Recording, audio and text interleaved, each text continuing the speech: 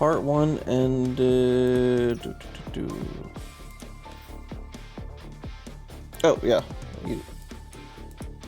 Helen returns. She's escaped the other commander. Okay. I don't even know where Part 2 is going to start or go then.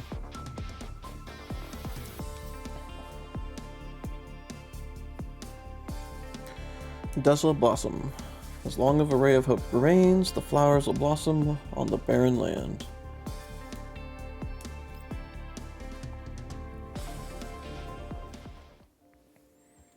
In the ops rooms, dolls gather silently in a circle around me. I prop my face up with both hands as I sit in my chair. My fingers squeeze against my forehead as I try to ease the anguish. In front of me lies an old backup communicator. Its red indicator light is flickering dimly. Encrypted channel, single-use key.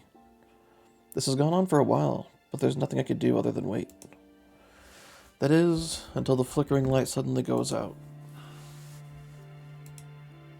I let out a long sigh, but relief doesn't find me the way it usually does. Mr. Kruger? The communicator crackles with static, indicating the rather unstable signal. A few seconds later, despite being broken and intermittent, the familiar voice manages to come through. It's me. Long story short, Commander, this line is insecure. We don't have much time. How's Kaylin?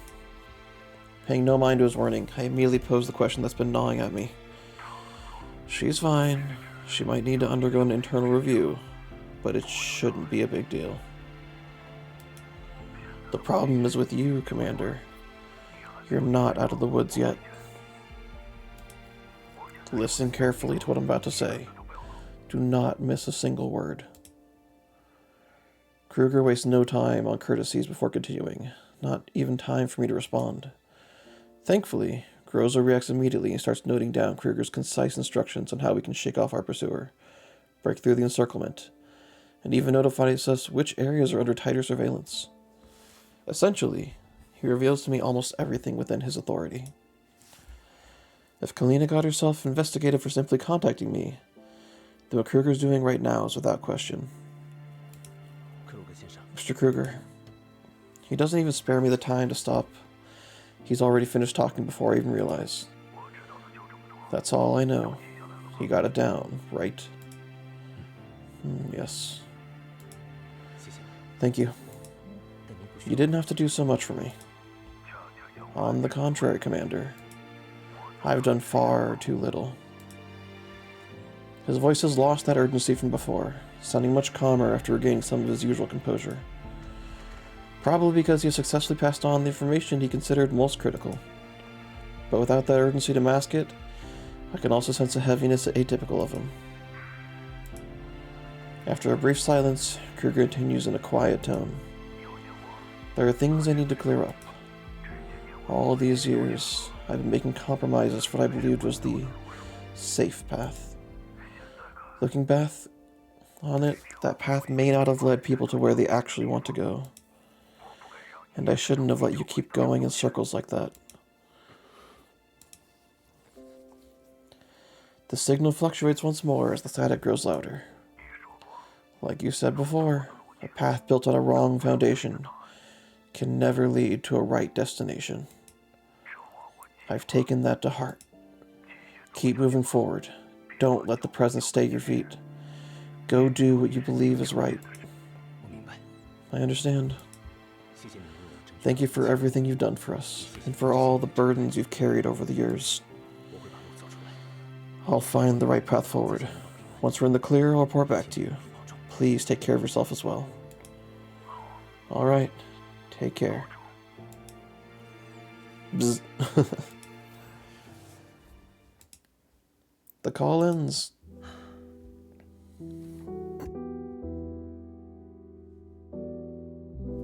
I rub my eyes and wave my hand.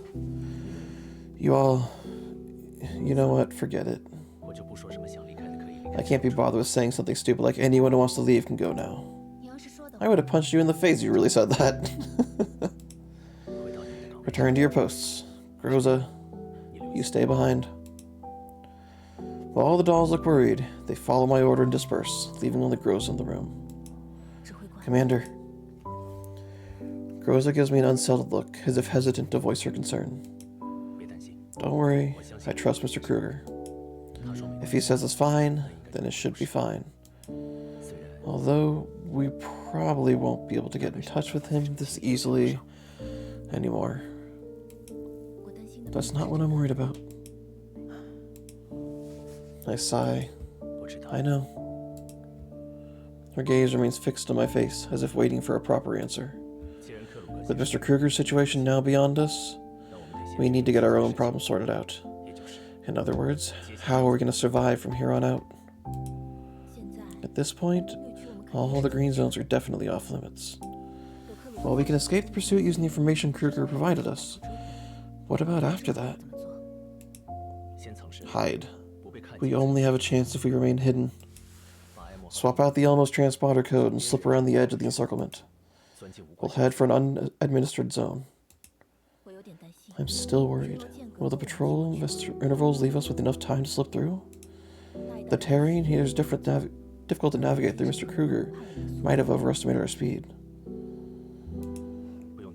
Don't worry, I'm keeping track myself. If we make the crossing in under 3 hours, we can avoid alerting the patrols. And what about the supplies? We won't last long with all the trade routes cut off.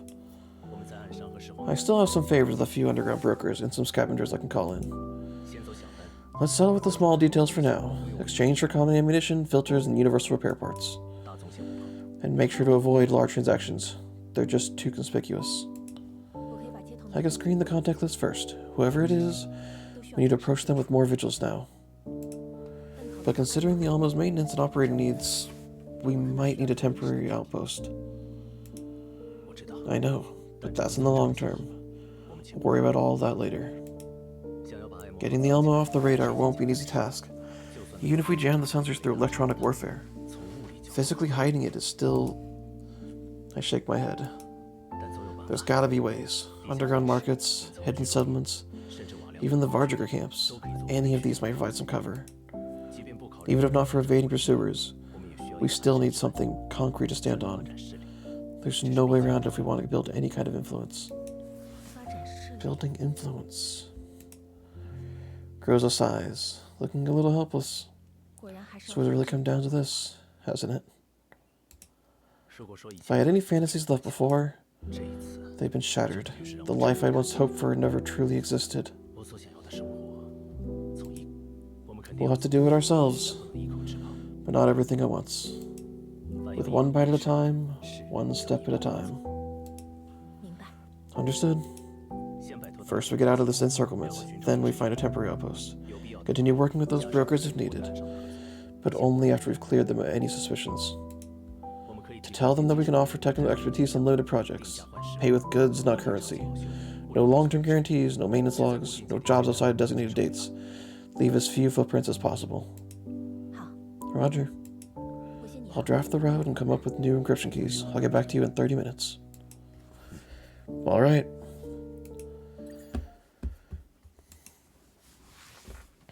I snap out of my thoughts. Commander. It's Ulrich. Patch her through.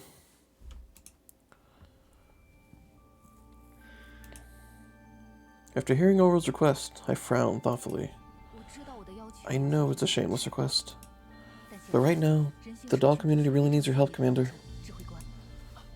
Oh no, there's nothing shameless about it.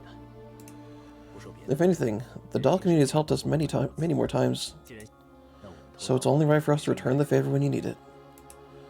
It's just... I've heard a lot about the doll community from Suomi and Groza. From what I understood, things have been pretty okay. So now, what's causing the problem? Ulrich sighs. The reason the doll community survived for so long is largely thanks to our small scale. We number fewer than 100 dolls. It's not that hard to get by as long as we forgo improving on non-essentials to our quality of life. But at the same time, our small scale means we can't be self-sufficient in many things. We can handle small, everyday tasks, but for bigger matters, we just can't accomplish them on our own.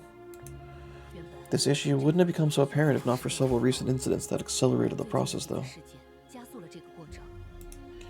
To be entirely honest, without outside help, the doll community's collapse is only a matter of time. Had it not come to this point, I wouldn't have come to you. In fact, I'm not even sure if the others of the community have fully grasped the situation. They might what? They might be unwilling to accept your help. What? How does that make any sense? You're the ones asking for help. And then you turn around and say they might be unwilling? Are you even hearing yourself? Besides, we're currently... It's alright, Courtney. I understand what rude means. And I nod. Anyway, let me get straight to my response. First of all, I'm glad to help you out. However... explosions. Just about to discuss where to find a balance, an explosion erupts outside the door. The sound is distant, but I can tell it came from on board the Elmo. What was that? Oh no, Commander! She went berserk. She... who? Is it the 3rd gen doll we just keep in forever? That one, the 3rd... Oh, it is. The 3rd gen doll. It's Blue Sphere. She broke free. Looks like there's no time for chit-chat anymore. Let's move. Hey! Mr. Super Creepy from, like, 5 chapters ago. Oh, why now of all times with crappy luck? I'll give you as much support as I can, so please give the order, Commander.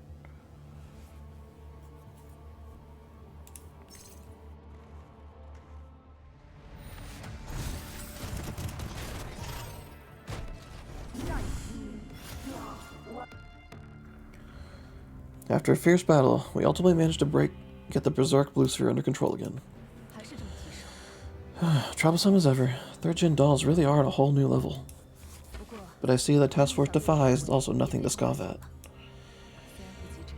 While not on Eagle's level, she's certainly a formidable adversary as well. Our effort to stop her might have caused some damage to the Elmo, though. I hope it won't cause any issues. Don't worry about it, is what I like to say. But it might actually be a bit of a problem. The radiation shielding is damaged. Please put on a protective suit immediately, Commander. Don't panic. Make sure Mei Ling's safe first. There are no other humans around anyway. But I'll put on. Don't worry. Seeing the concern in Groza's face, I can only reassure her before turning to the others. How did Blue Sphere suddenly reactivate? I ran a preliminary check, and I'm still eliminating possibilities. It seemed being in proximity of Milani and Helena may have catalyzed the Boojum cells inside her body. That's what caused those extra hands. Even quarantining her in the Cryptos preservation chamber won't do the job. I guess the room holding the chamber will need new shielding materials. I'll place an order shortly. What about the damage? Can it be repaired? Other issues aside, we need to bring shielding back online ASAP. Mei Ling can't stay in a protective suit 24/7. We have all the key components, but their repairs will take several days. For the time being, the Elmo won't be properly shielded from radiation. Then we'll have to find somewhere else that is safe. Can't imagine any green zones letting us in at this point. I have an idea. Let's hear about it, Swami. Doll community. You could stay at the doll community in the meantime. The thermal plant's got backup CBRN shelters with proper shielding. The environment there is much safer. And we can also take the opportunity to finalize your assistance plans from earlier. Ulrud ponders for a moment before nodding. I agree. We were planning to request your help anyways. Now the Elmo also needs some breathing room to cover. This should be a win-win situation. Yeah, I'm fine with that. But let's set one thing straight beforehand. If your companions are unwilling to accept our involvement, let's not force a resolve that'll put any of us in a weird, difficult situation. I'll make sure to communicate with them and explain the situation thoroughly. I will convince everyone in the community that this is a cooperation and not an intrusion. Even if you decide to stay out of our matters for now, the doll community will not leave our benefactor to wither away in radiation. That is our dutiful obligation. Exactly. At the very least, we should settle the commander and anyone who needs protection first. The rest can wait. I'll consult with Mei Ling and get a repair checklist, prioritizing on restoring the radiation shielding. As for personnel stationed at the temporary site, keep your boots light. Alright. I'll go coordinate with the community now and get them ready to receive your checklist. Thank you, Commander. It's alright, we're just giving each other a helping hand. If anything, I may be the one getting the most out of this. Let's move. First we make sure everyone's settled, then we talk about how to get the whole situation back on track.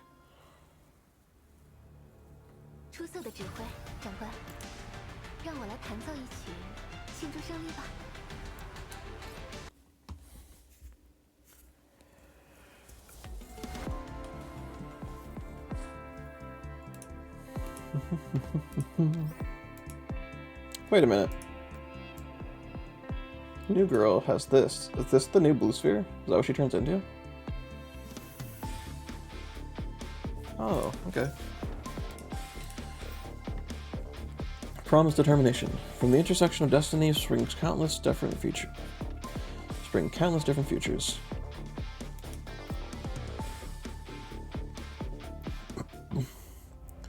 Night sky falls upon the shattered dome.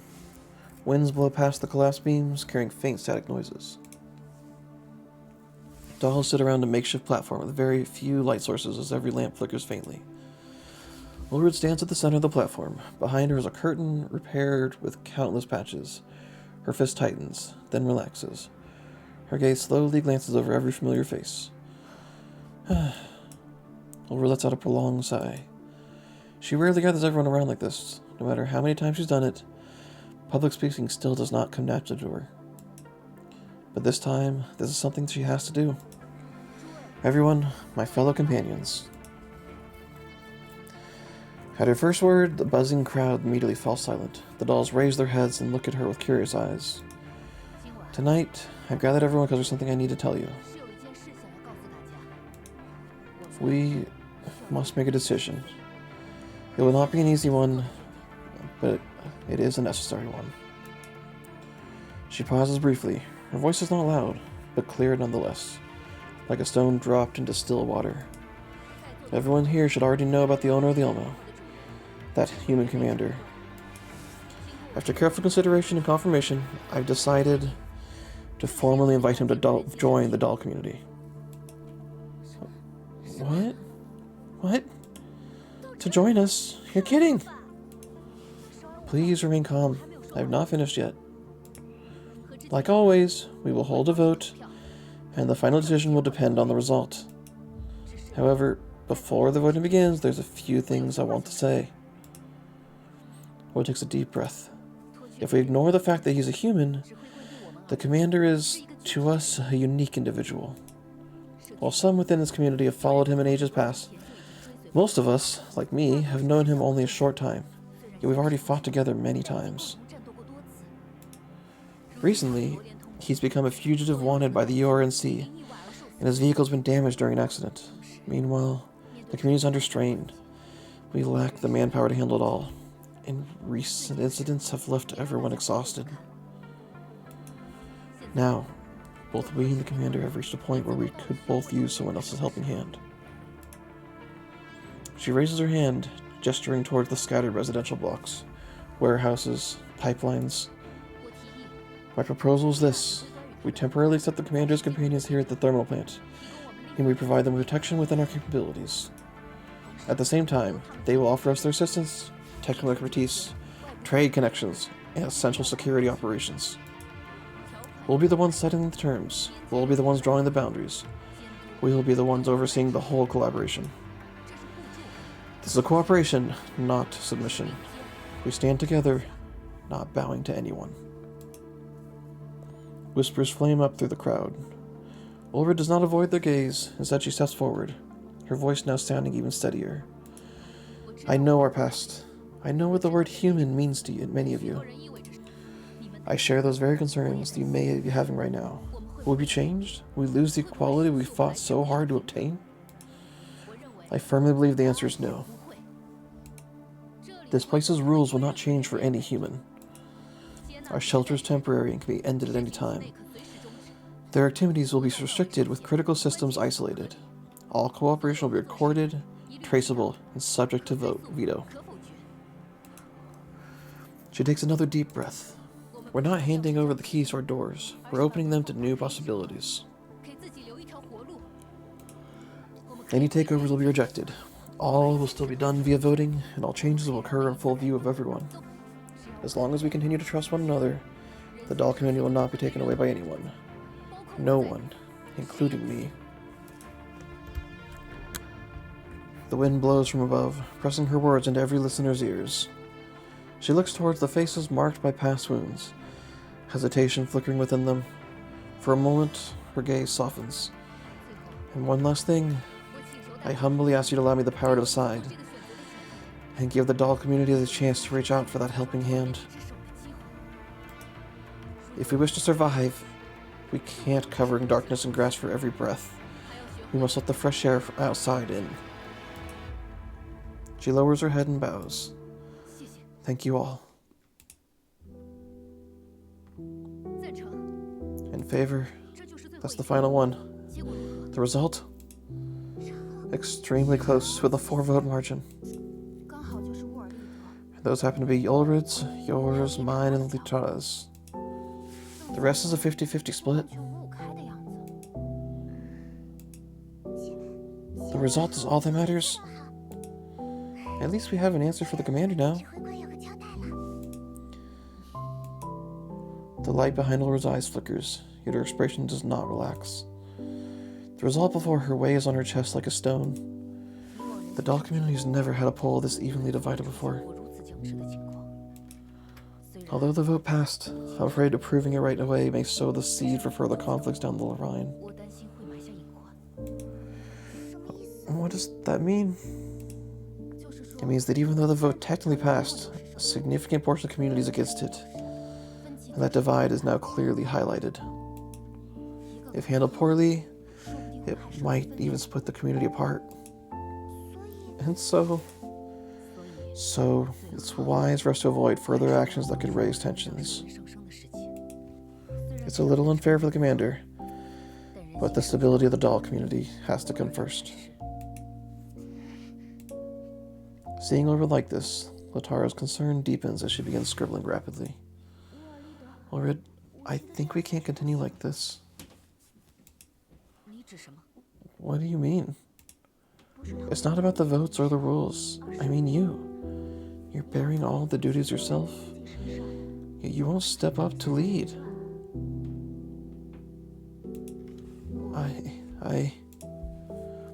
She's fixed in place by Litara's gaze, her eyes shifting away. I know, but resolving problems through voting is the code we set for the community. It exists to uphold equality and stability for all. But now? Litara raises her pen as it moves around the paper again. I'm not asking you to discard equality. However, relying solely on the result of a vote will only make us slow and too frail to face the outside world. Some of our companions are not mature enough to make sound judgments. Their past experiences prevent them from making rational assessments. And frankly, they're not in the minority.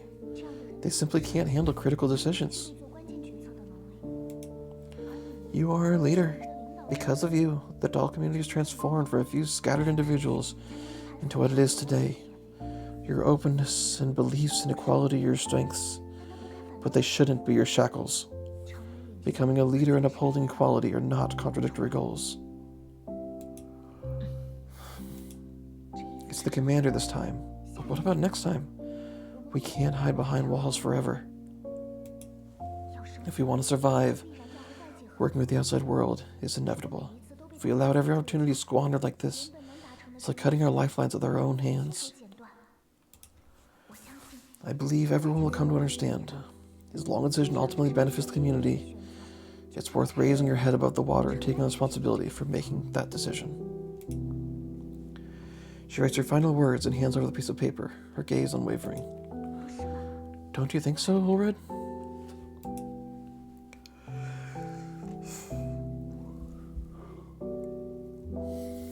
Baltild scratches her head.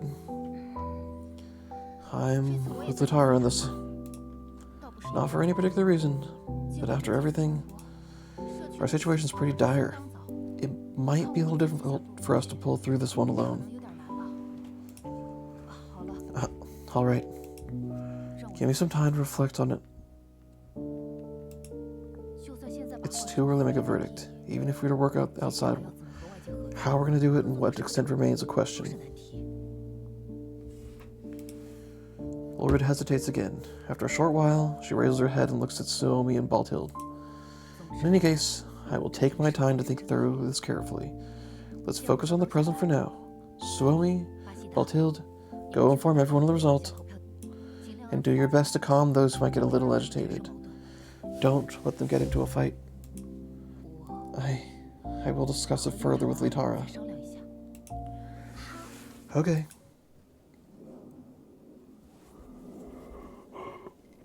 After the two leave, Ulrid slowly exhales. She clenches her fists, then relaxes again. The dejection in her eyes flashes by for a brief moment before being suppressed again. I'm sorry. My speech wasn't very convincing after all. Just realizing that makes me doubt myself. Perhaps I'm just not the trustworthy leader to them as I thought. Litara turns to a fresh page in her notebook and writes a short line. You've done a great job already. Well, now the decision's been made, let's go find her. Litara blinks. I thought you already informed her. Ulrid looks at the line and shakes her head. I did contact her beforehand, but she was busy with something else.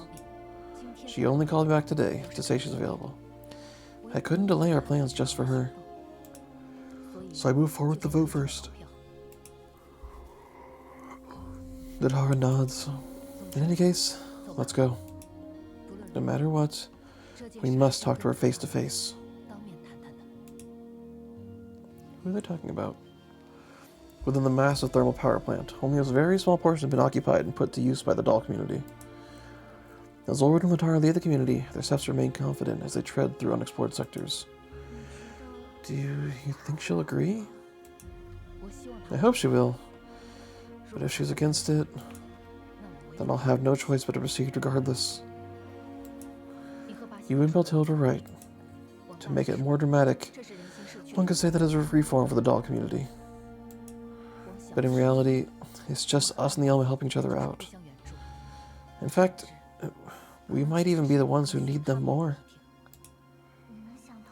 Good to hear you've come to terms with it. But haven't you always said we must avoid becoming her enemy? We share the same living space, and both wield might that can easily cause harm. Meaningless confrontation would only result in meaningless losses. The doll community is established with everyone's survival in mind, so it's only natural to avoid conflict whenever possible. As for this matter, it'd be best if we can get her understanding. But if not, I can't forfeit this opportunity. This is my way of repaying the commander and taking responsibility for the community. Yeah, I guess you're right. As long as her existence remains a secret and nobody bothers her, she probably doesn't have a reason to refuse. Who are we talking about? Bzzz. A sudden alarm rings out before Litara can finish writing the sentence. The two halt instantly, standing back to back as they draw their weapons and scan their surroundings. Amidst the sudden alarm, numerous defense automatons emerge from the shadows of the thermal plant. I see. So this is what she's been up to these past few days. Her hobbies are in such bad taste as ever. We should clean this up before anyone else notices.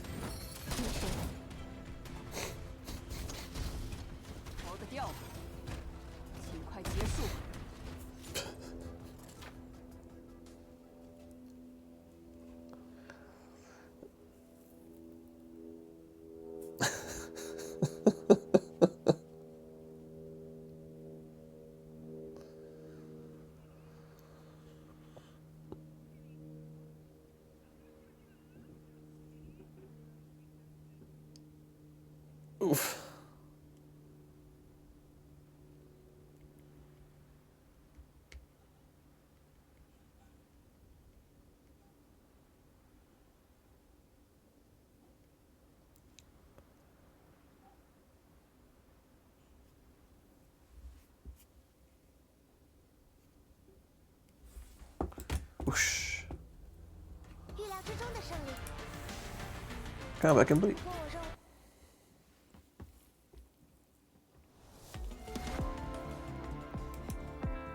Boop, boop, boom. Schrodinger's trust. All will be revealed when the box is opened. Do we trust them? Do we not? Oh, so she's not the same person. You are not Blue Sphere.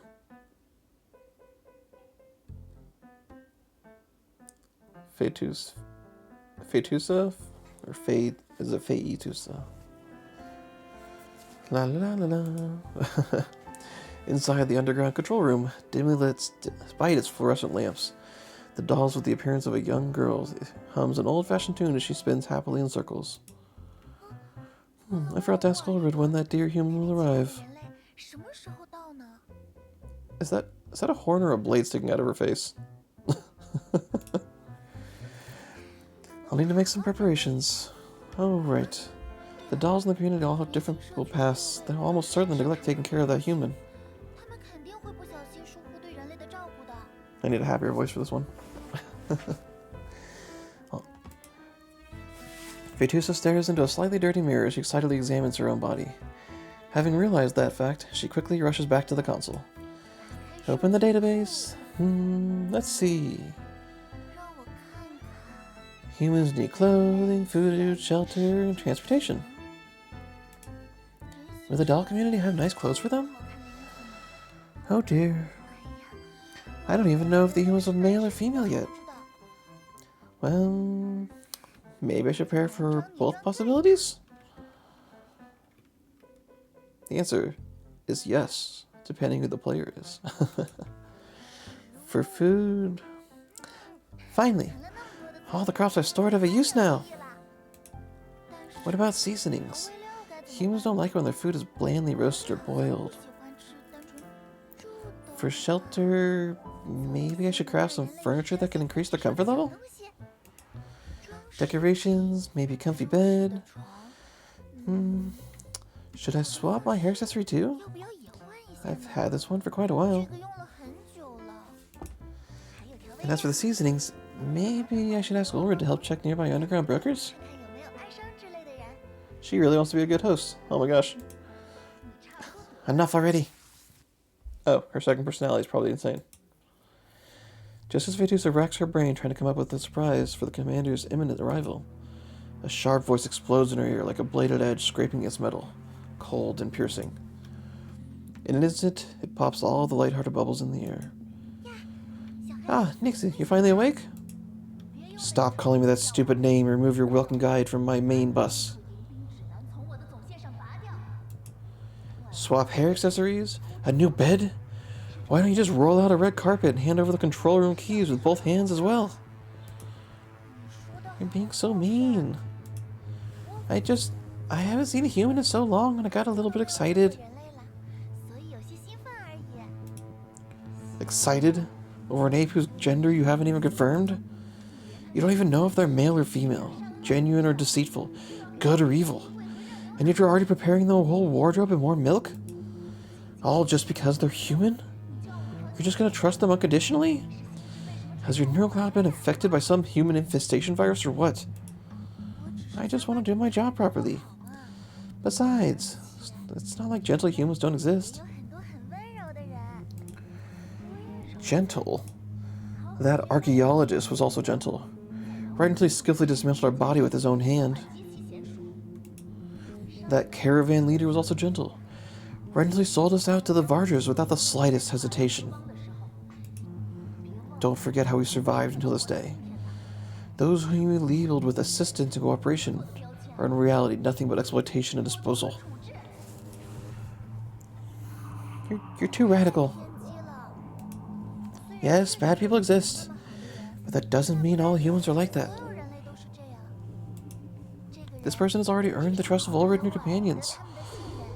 Considering what they've been through, if even they are willing to give this one a chance. So you're just gonna do the same? Is it really giving them a chance?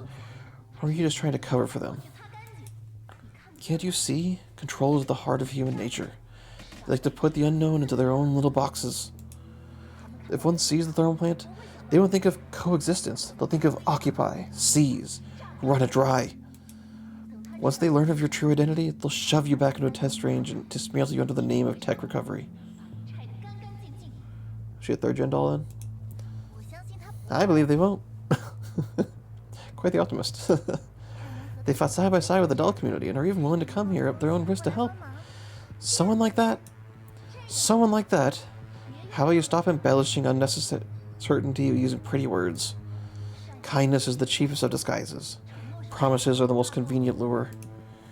You always comfort yourself with the plausibility, whereas I base my conclusions on facts. We've been betrayed, dismantled, and hunted down enough times to fill a full standard response procedure manual. It's precisely because we experienced those things that we've learned how to choose to trust. The dolls in the community, they've all suffered from violence from the humans. So if even they're willing to lower their guard and accept someone, that human must be different than those you've described. Almost forgot you're a human lapdog to begin with. Of course you'd be happy to wag your tail at them. You want to welcome them? Fine. You want to increase their comfort level? That's fine too. But don't expect me to just sit here and watch you dig our own grave and praise your being kind. Her voice sinks lower, edged with cold sharpness. I'll add 2 more layers of the firewall, set up more partitions of critical sectors, and every corridor will be laced with claymores. I'll make sure they won't be able to take a step without marching onto a mine. I'll install surveillances along every hallway. I'll document every movement, every glance, every breath. If there's even the slightest sign of anomaly, I'll kick them out immediately. While I'm at it, I'll sever the neural link to those doll companions of theirs. Do you really have to go that far? Greed is humanity's baseline. Suspicion is the golden rule that keeps us alive. I mean, she's not wrong. I agree with her. What I'm doing is protecting us. You can keep dreaming your sweet dreams. I don't care. But I'll do what must be done. I won't give up in believing. If they really turn out to be what you say they are, I'll personally apologize and admit I was wrong. But until then, please don't hurt them, nor the dolls in the community. Indiscriminate violence is not my way, but I'll never gamble my life when my life's on the line. She suddenly pauses, as if catching on to some clue that she doesn't want to acknowledge. Her voice falters. What's wrong? The dark emotion retreats deep into the data stream, leaving with only a dissatisfied click of the tongue. Fatuza tilts her head, but doesn't ask further. She turns her attention back to the monitors, focusing again on planning her welcome party. Her actual welcome party. I can't wait for your arrival. She's great.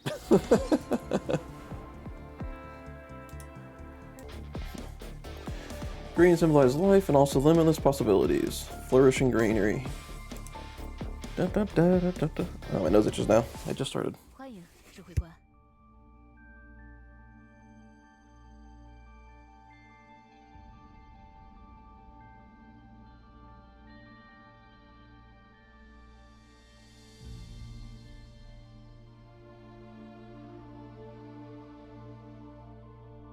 Okay, that's a little better. Alright, welcome, Commander.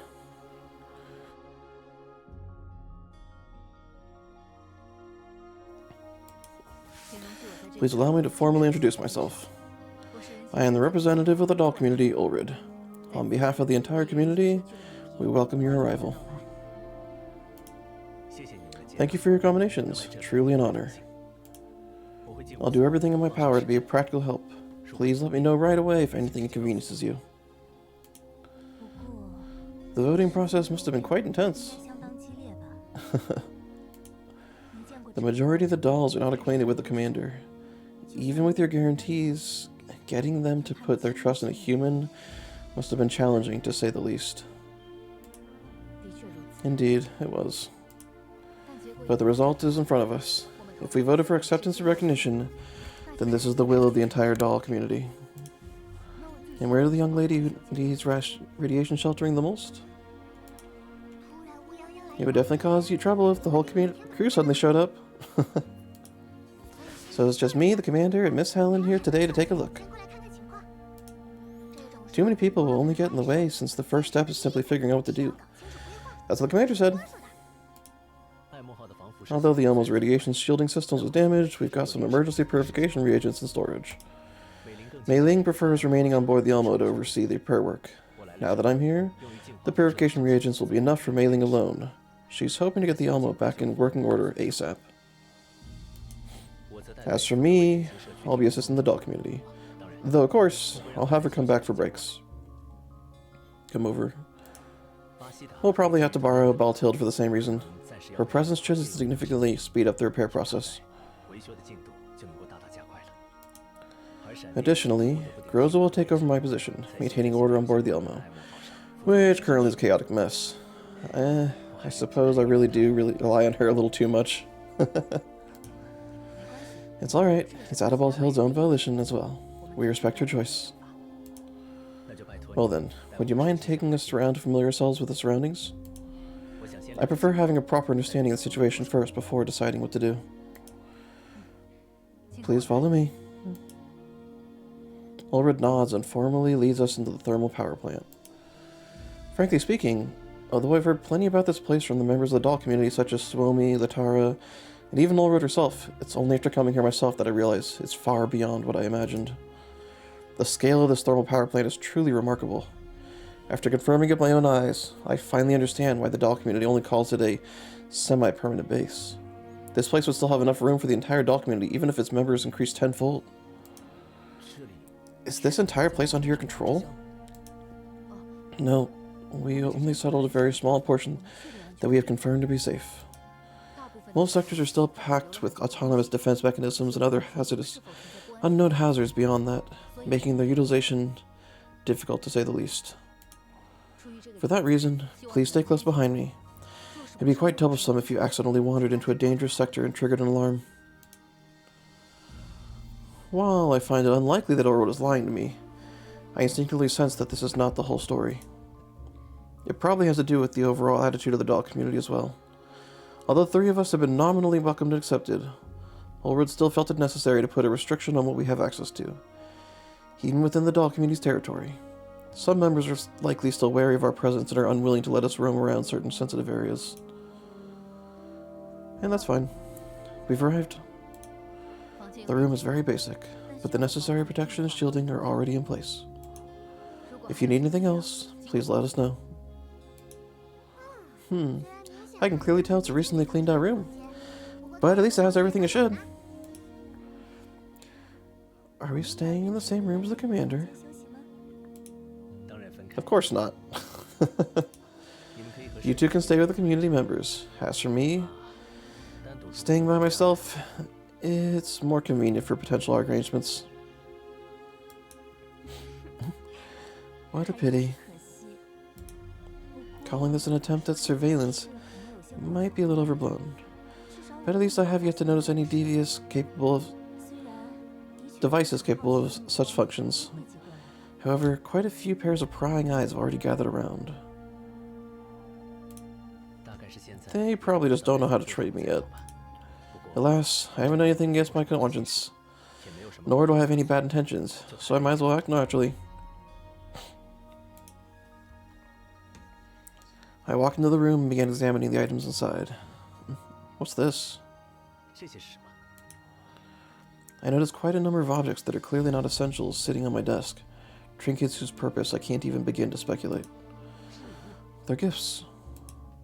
Those who in the community who fought alongside you heard you were coming and asked me to leave them here. Consider this their greeting.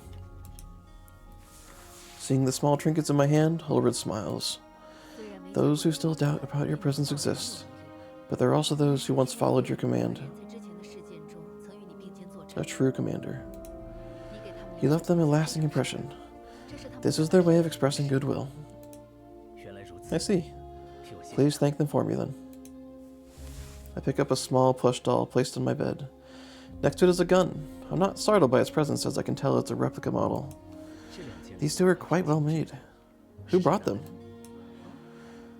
I'm not sure either.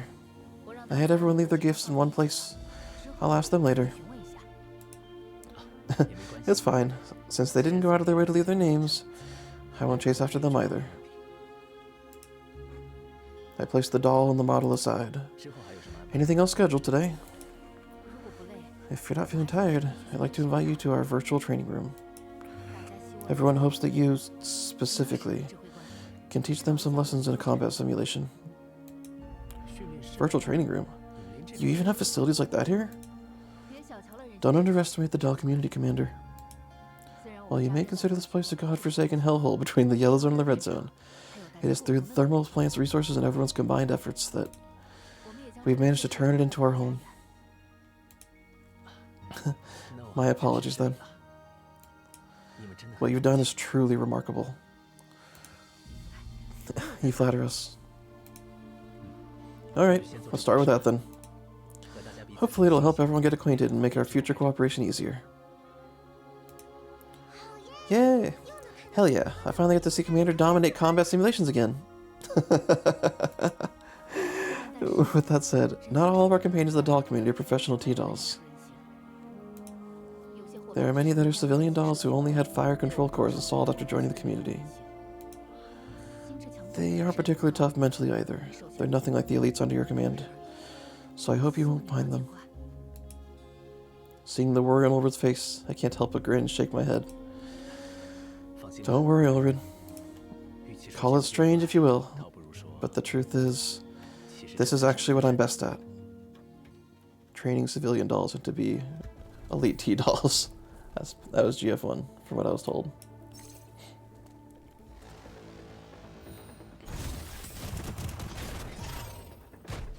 Boop, cheating.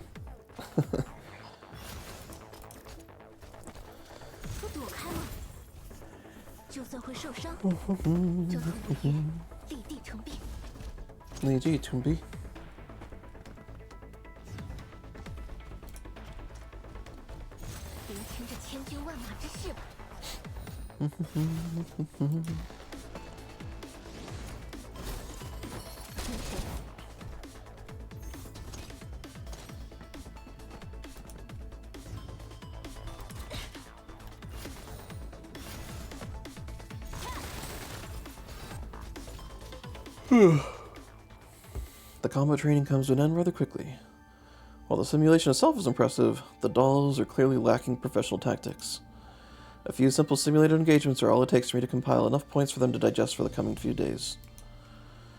Taking advantage of their post-training recap session, I get myself some breathing room and start looking around the doll community. I had my expectations, but the simulation situation doesn't look reassuring. It's not just a matter of effort. We'll have to put a lot of resources into this to get this place back in order. The dilapidated scene I'm bearing witness to is certainly cause for concern. There's no way around that. Indeed, it doesn't look good. I chew on the thought, trying to find gentler words to put it. But in the end, I give up. It just needs work.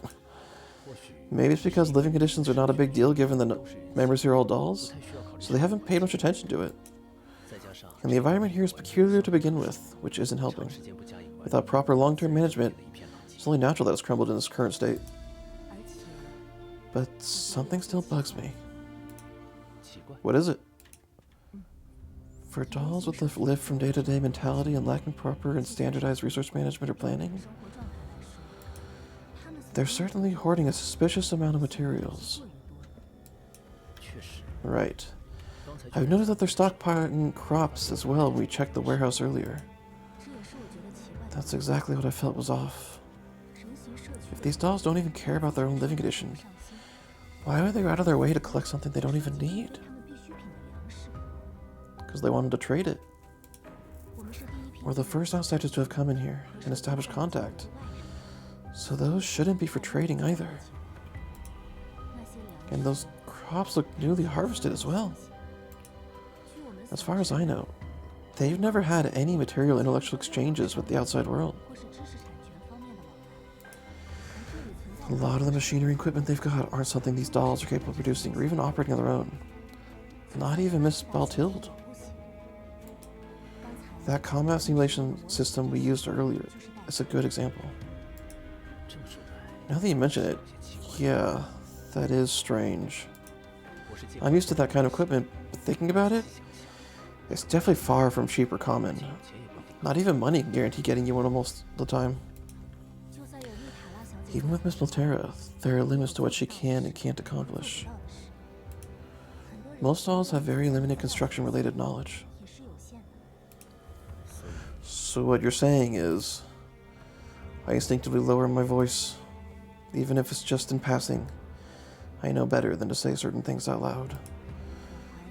I suspect there's more to the doll community than what we've been told. There's probably some hidden party behind the scenes providing support from them to build such a well-equipped safe haven. And maybe it's just me, but I can't shake the feeling that something is watching us. Is that serious? I mean, if there really is some hidden party pulling the strings, then why would Miss Ulrich come to us for help? And besides, she did help us. That's an undeniable fact. Coultney has a good point. The bottom line is, I still trust Ulrich. Maybe she's hiding something, but she's not intending to harm us with it. I nod. Since we have doubts, I think we just ask Ulrich directly. We come here to help the doll community, after all. If we start being suspicious of each other instead, that defeats the whole purpose. Just as we're talking, Ulrich appears in front of me, likely having finished what she was dealing with. Our presence has clearly added to her workload, seeing how she's been constantly going back and forth between the community and us. Sorry, something happened in the repair room. I just finished handling it. Is that the combat training already over? Yeah, we ran a few simulations, and the results are pretty good. They're still reviewing the recordings, so we came out for a walk. Actually, there are some things I'd like to discuss with you. What is it? Let's not beat around the bush, Ulrich. Where did the crops in the warehouse come from? They look newly harvested, and not some stockpile. Since we're the first outsiders you've been in contact with, they shouldn't be from trade, right? Oh, you mean that? It's our pride and joy now. Come with me. It's easier to show than explain. She gestures for us to follow. We exchange glances, then do as she asks.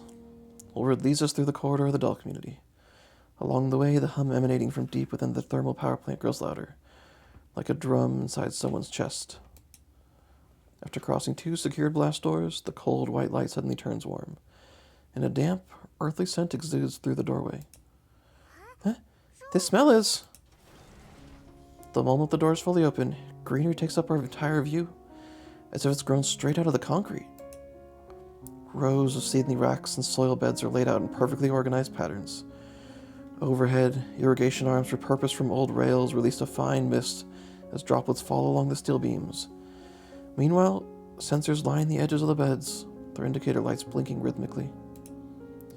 Heat recycling ducts breathe overhead, maintaining a steady pulse of temperature and humidity. Small automated agricultural drones gently rustle the leaves as they move purposely along the preset paths. I stand at the door, stunned for a whole second or two as I take this all in. A farm inside a thermal plant? Nearly the red zone? Strictly speaking, an experimental farm. It's been part of the plant's auxiliary system for a long time. We're just doing whatever we can to keep it running. And by that, I really mean following maintenance procedures and fertilizing the soil and schedule. None of us is an agriculture expert after all. As you can see, only a small portion of the farm is actually in use since we don't need food to begin with. What you saw in the warehouse comes from here. This entire system is highly automated. The equipment isn't civilian grade. And the control algorithm doesn't look like it came from the doll community either. But everything's running just fine. I crouch down and pinch a bit of soil. The texture tells me this isn't some ordinary dirt dug out of the ground. It's been treated with additives for water retention and aeration. I look up again. The tomatoes ahead have glossy leaves and neat flower clusters. Feather off, the sweet potatoes are planted with precise spacing, with ridges formed evenly beneath the mulch. And all of this is within but a tenth of the farm. That drum inside my chest starts pounding faster and faster. Basic goods in the yellow zone have long had astronomical price tags, with fresh food in particular being the #1 offender. Beyond transportation issues, the fundamental reason is that most of the land in yellow zone is contaminated, making self-sufficient farming impossible. Meanwhile, procuring from the green zone is expensive, and after layers of screening, very little actually makes it to the residents. If the doll community can produce all of these by themselves, they could easily trade for many of the resources they currently lack and build a much stronger internal cycle. And thinking beyond that, if everything goes well, establishing supply lines, improving the resource flow of contamination zones, and helping more residents are all within the realm of possibility. Ulrid, you might not have realized it yet, but this is undoubtedly your gold mine. No, it's more than that. This is a significant fortune for the entire doll community. Oh, sounds like the doll community is about to get rich? It's more than just getting rich. This will buy you time, leverage, and a voice in the world. Its value is astronomical. We need to put this to its full potential starting today. I stand up trying to keep my excitement under control. Honestly, I didn't think you'd think so highly of this place. If you're willing to be responsible for coordinating with the outside world, then I'll happily take charge of managing manpower allocation and organization.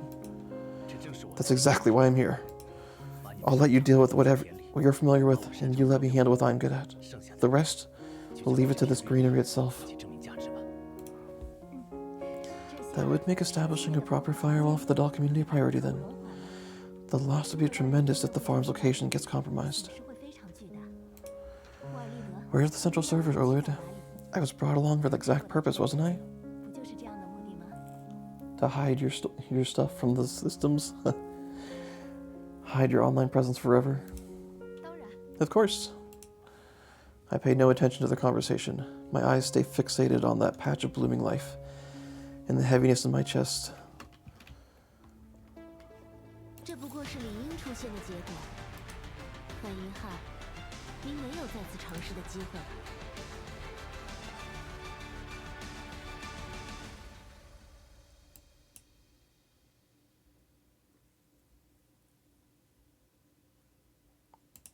I missed part of it. What was the last?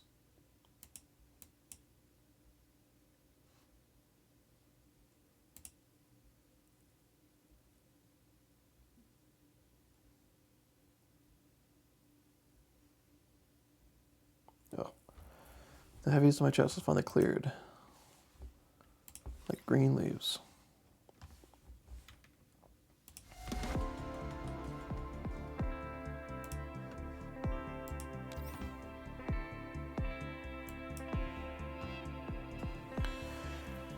Frigid summons. Memories pour in like a cold wave.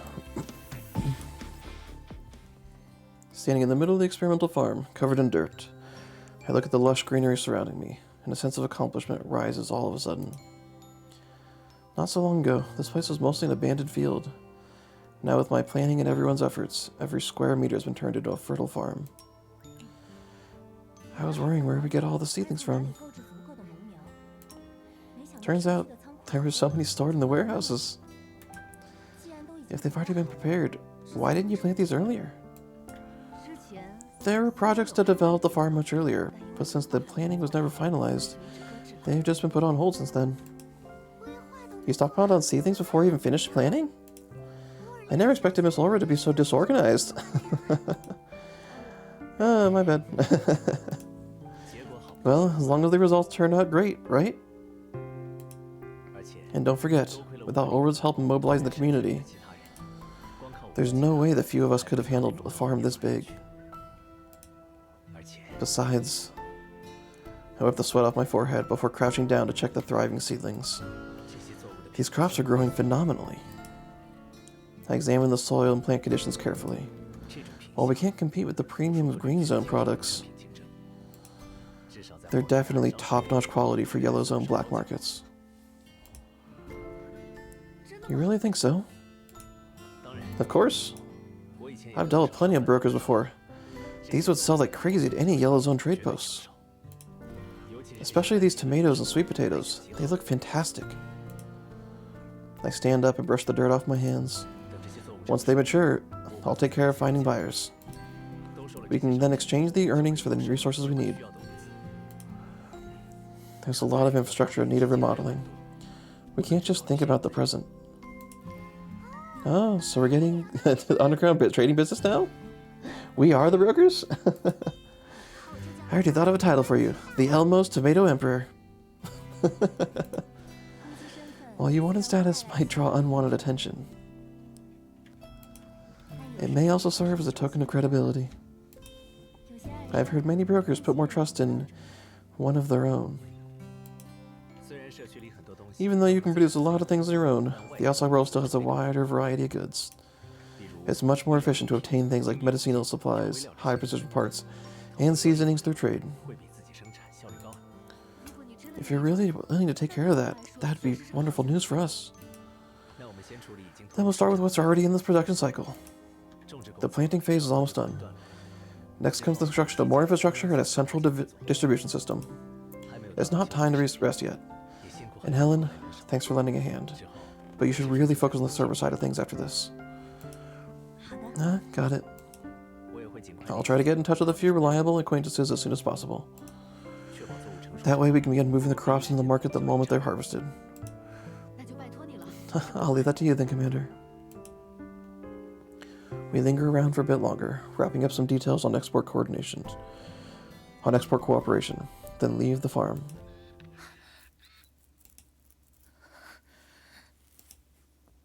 Right after we leave, the agricultural machine that had been dormant in the experimental farm suddenly activates on its own. As the camera slowly pans around, its red indicator light blinks at steady intervals, giving off an ominous look. Inside the central control room, Fetusa leans lazily against the console, yet her eyes shine with excitement. Wow, that conversation was so fascinating. She hops off the console. This commander really is amazing. His planning is incredibly precise, almost perfectly aligning with my own calculations. It's just enough to make full use of all the seedlings he prepared. And more importantly, he somehow convinced all the dolls in the community to work on this. Magician, it'd be a huge hassle for agricultural machines were the only things working on the farm at that scale. They need a little extra help. Not only that, he's even helping the doll community establish trade deals. A human like him is exactly what I've been searching for. She excitedly operates the screen, pulling up the footage recorded by the agricultural machine from earlier. An exemplary, perfect human, just as I envisioned. If only I could talk to him face to face. That way I can get the doll community to connect with the outside world without exposing too many secrets. Without putting everyone in danger. And through trade, we can even contribute to rebuilding human civilization itself.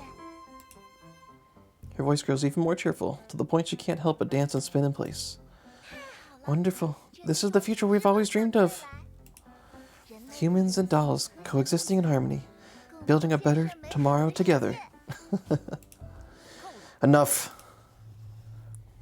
With a fun cue, that cold and sharp voice cuts through her fantasy once again without warning. Huh? Nixie? Cut the daydreaming. Is your latest hobby fantasizing that humans are some kind of savior figure? Have you forgotten how humans spit sweet poison out of their mouths? But you saw how he acts yourself. That person really is kind. Kind? Do you need me to introduce you to this thing called acting? Humans are best at disguising their intentions. They'll use whatever gentle words they need before reaching their real goal. She's not wrong, but luckily she's wrong for one person, the main character. Don't tell me you can't tell. He's clearly interested in that bait you set up. Yet he still acts as if he doesn't care. Who knows what he's plotting? Here you go again. Always like this, full of prejudice against humans. Prejudice? No, I call this experience. They all act like this, clad in innocence, but filled with malice. Today they call it cooperation. Tomorrow they'll turn this farm into the chain to shackle you. Do you really plan on trusting him? He's helping us establish trade with the outside world. That's critical for the community's survival. The community can only grow and thrive if we obtain materials and components through trade. And maybe even take in a few more dolls. A few more friends. I believe in him. At the very least, He did bring hope to the doll community. Believe? What, you think you're some kind of saint? Stuff hope into every human's chest and they'll turn into a good person? How naive can you be? See? You got nothing to say. Because you know I'm right. Alright, I admit there have been some unpleasant experiences in the past.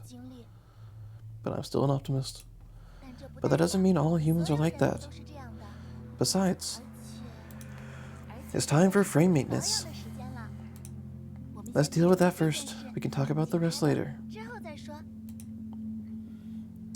Fine. You go ahead. Leave me alone on the server for a while. This again? Every time you're upset, you shut yourself off like this and won't talk to me. My second half, talk to me. Acting like this won't solve anything. We should communicate properly. I said, leave me alone. Fine. I'll go get the frame checked. Come find me when you sorted things out. The virtual space falls silent, and with only the steady flow of data remaining. But that tranquility only lasts for a moment before that nuisance is finally gone. A shadowy figure materializes in the virtual space. On the face that belongs to Fituza emerges an unfamiliar expression of unprecedented disgust and anger. Contribute to rebuilding human civilization, coexisting in harmony. That naive idiot is still daydreaming about such nonsense. And if this guy is really who I think he is? She waves her hands, changing the surrounding environment and pulling up a hidden tab. Encrypted folders appear one by one, all part of her secretly stored records. Elmo, Griffin Commander. She begins looking up keywords. It doesn't take her long for her to find what she's after. Found it. Let's see. What is it? The first file is a combat record. Griffin Operation Record 2847. Area code SO9. Eliminate Sangvis outpost. Complete success. All hostiles eliminated.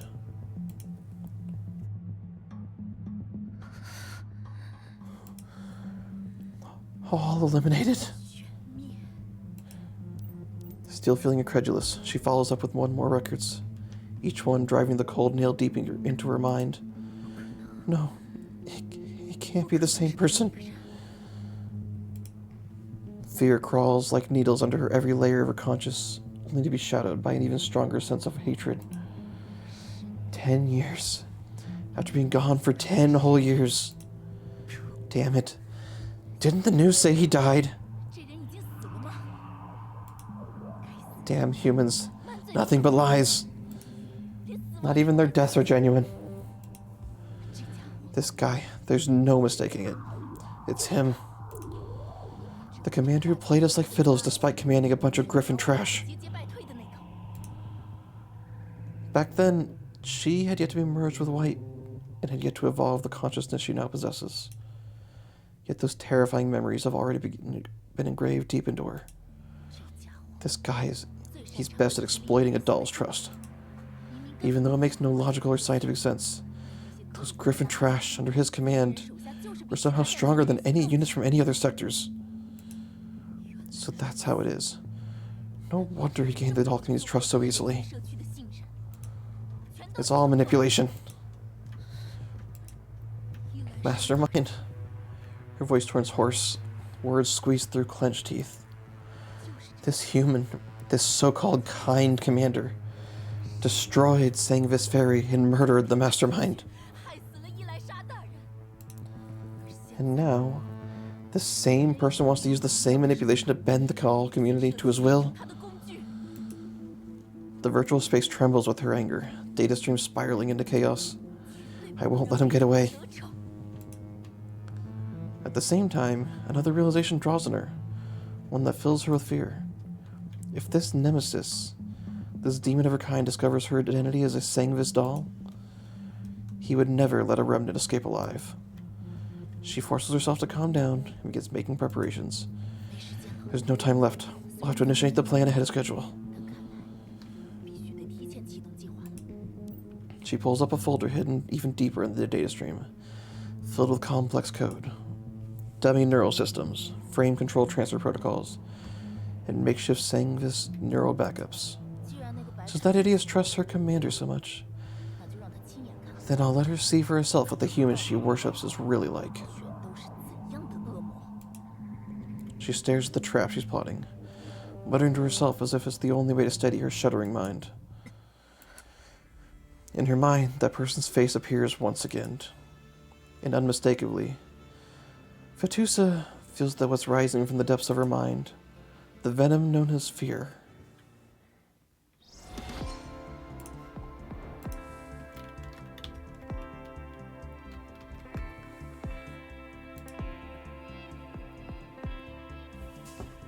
Alright, let's see. Sangvis Ferry.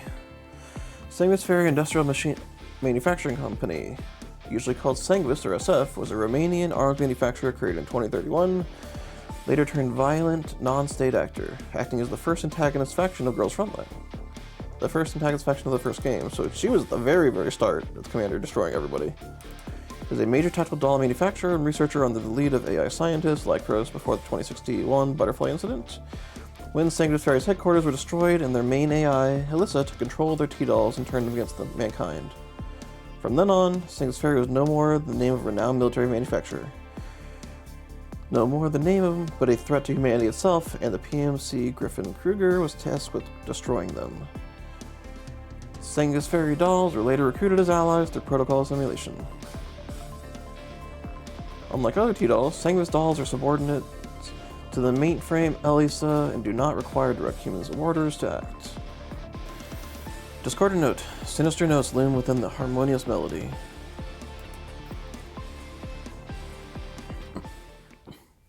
Before anyone realizes, our temporary stay at the doll community is quickly turned to more than just that. During this period, Mei Ling also drops by for rest a few times, but then she quickly returns to the Ilmo. Even though the conditions here aren't bad, the Ilmo remains her real home. Until it's fully repaired, she won't feel at ease, not even for a single day. As for me, I've gradually gotten the hang of managing the doll community with Ulrid's help. Not that I mean to disparage her, but I only realized how chaotic the situation here was once I actually got involved in it. Some dolls still don't trust me, that's fine, but I don't think that's the main issue. I frown at the plans shown on the full screen, feeling blood rushing to my head. Thinking about it, 10 years ago, I had just graduated from military academy and began working as commander in a PMC. Over the past decade, I've been nothing but a bounty hunter wandering the Yellow Zone. At no point in life thus far have I been tasked to handle something like this. Still, I'm fortunate to have many companions supporting me and helping me along the way. Let's decide with the basic supply issue first. As for construction and future development, we need to manage the personnel beforehand. Commander. While muttering to myself and organizing my thoughts, Ulrid suddenly barges in with a greeting. I look up at her and nod in response, not bothering to comment on her skipping the knock. Ever since I started pushing for reforms of the community, all of us have been drowning in a never-ending to-do list of tasks. Naturally, skipping small courtesies like this became understandable. Good afternoon. Anything I can help you with? I'm looking for Miss Helen. Helen? At this hour? She's probably in the server room, isn't she? Considering the doll community will inevitably interact with the outside world in the future, a solid firewall is still necessary for security, even though we don't plan to openly broadcast our coordinates. Of course, the best case scenario would be getting Dandelion to handle this. But considering her style, it'll just make the already suspicious dolls even more wary. So, among the rest of the personnel present, Helen is the most qualified for the job. Even after getting her answer, Ulrid doesn't leave. She simply stands there, quietly watching me. Ulrid? It takes me a solid 10 seconds to notice her strange behavior, and I can't help but feeling puzzled. Is there something else? Only then do I realize there's something off with her. Her reaction to my question is almost sluggish, taking a long while before stepping closer. Commander, were you also frequently tasked with this kind of work back at Griffin? What? Huh? The question is so out of nowhere that my already overloaded brain doesn't process it right away. I guess not. Frankly speaking, I didn't even work at Griffin that long. And most of what I did was just fighting against Sangus Ferry. I barely had time to worry about logistics. Her eyelashes trembled slightly, then settled into unnatural stillness. Is something bothering you, Ulrich? No need to hold back. If you need my help, just tell me about it. We host their dolls.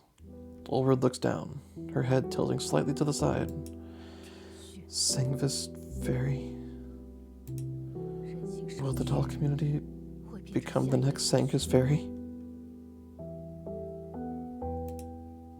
Her tone is flat, but the rhythm feels off, like a malfunctioning metronome dragging its paws just a little too long. That's impossible. I shake my head, though a trace of doubt lingers. Why is Ulrich of all people suddenly concerned about Sangvis Fairy? Since we're en route to establish connections with the outside world, I started wondering how people from the outside world perceive us. Sangvis Fairy was an independent doll organization as well, wasn't it? As if realizing the absurdity of the question herself, Ulrich deliberately includes an explanation. Sangvis Fairy's issues were far more than the fact that they were independent. While I didn't know much at first either, looking back, there were a lot of things going on in the background. Besides, Sangvis Fairy being hostile towards humanity an indisputable fact. Regardless of their motive, they did cause harm to humans without authorization. The doll community will not walk down the same path. That's what we're trying to prevent, isn't it? As far as I know, Sangvis Fairy once trusted humanity too, but it still ended up the way it did. How can you be so certain the doll community will not turn out the same? I look at Ulrich, because compared to Sangvis dolls, humans are far too complex a being to understand. I give Ulrich a brief explanation of Sangvis Fairy's formation, including its creator, Lycoris. I'd never met Lyco myself, but from the times Persica brought him up, I could picture what kind of person he was like. He cared deeply for his creations, but before he had the chance to guide them onto the right path, he was caught in the schemes of other humans with ill intent. Most Sangvis dolls had no understanding of why they rebelled. They simply followed their leader, Mastermind, whose hatred stemmed purely from what happened to Lyco. Although it's easy to say this in hindsight, but there are many ways to prevent that came later. While it may be too late for Sangvis Fairy, everything has only just begun for the doll community.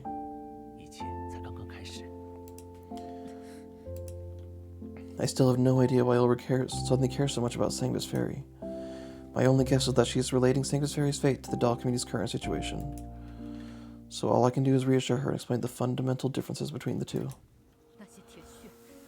So all the Sangvis dolls, did they deserve to die? This time her voice is slightly distorted, as if being tugged by some emotion. But then she quickly smooths it over. I mean, is that the only conclusion history allows? I take a deep breath. Her questions are like a probe, stabbing deeper and deeper into my thoughts. I'm now certain that something's indeed wrong with her, but I can't pinpoint exactly what. Ulrich. I straighten up, looking at her with a stern expression. Those Sangvis... Commander! Well, I'd interrupt that. Just as the tense atmosphere between us is about to reach boiling point, Colteen's voice suddenly douses a bucket of cold water over it. Something's wrong with the training room. Can you come take a look at it? Oh, Miss Ulrich. Ulrich doesn't look at Kolfni. At the same time, she finally pulls her gaze away from me and walks past her without a word. Commander, did something happen? Why does it feel like Miss Ulrich's upset? That, just totally destroyed the build-up. I shake my head. I don't know either. Doll Community Central Server, located in the most heavily guarded area of the community.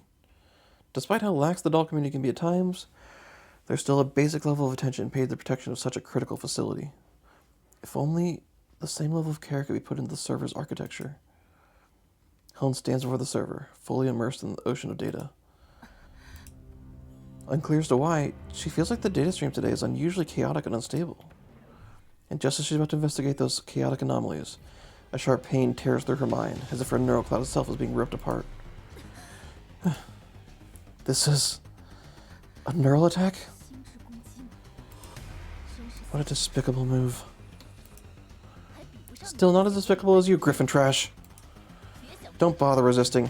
You've already fallen into my trap. Griffin, huh? I'm sorry, but since you're aware of that, then you should also know that we Griffin dolls never learn to give up.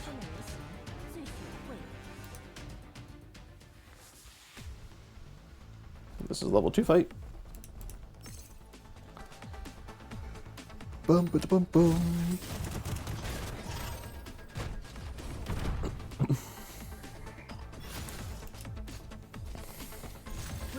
My water. There you are.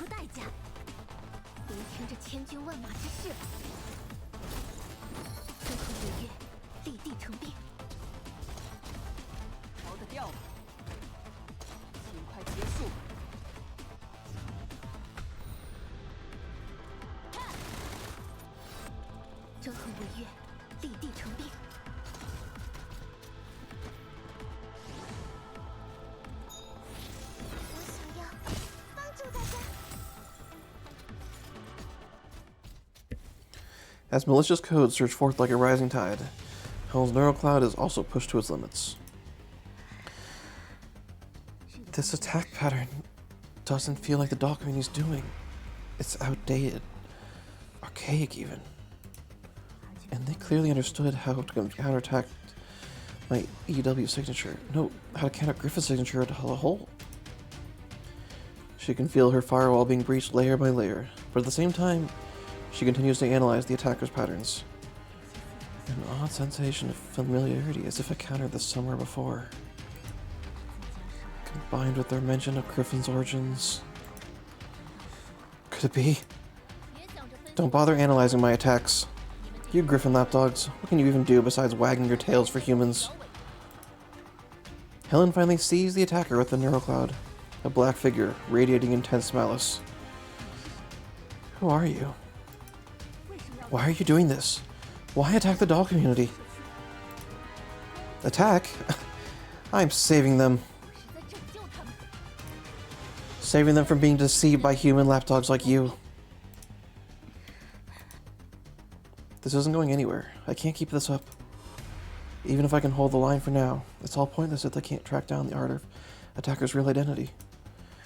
I won't be able to uncover the truth if I disconnect to do it now. And if this foe manages to take over the doll community, the commander will be in danger. Thus, she makes a risky decision. Finally decided to give up. A smart choice.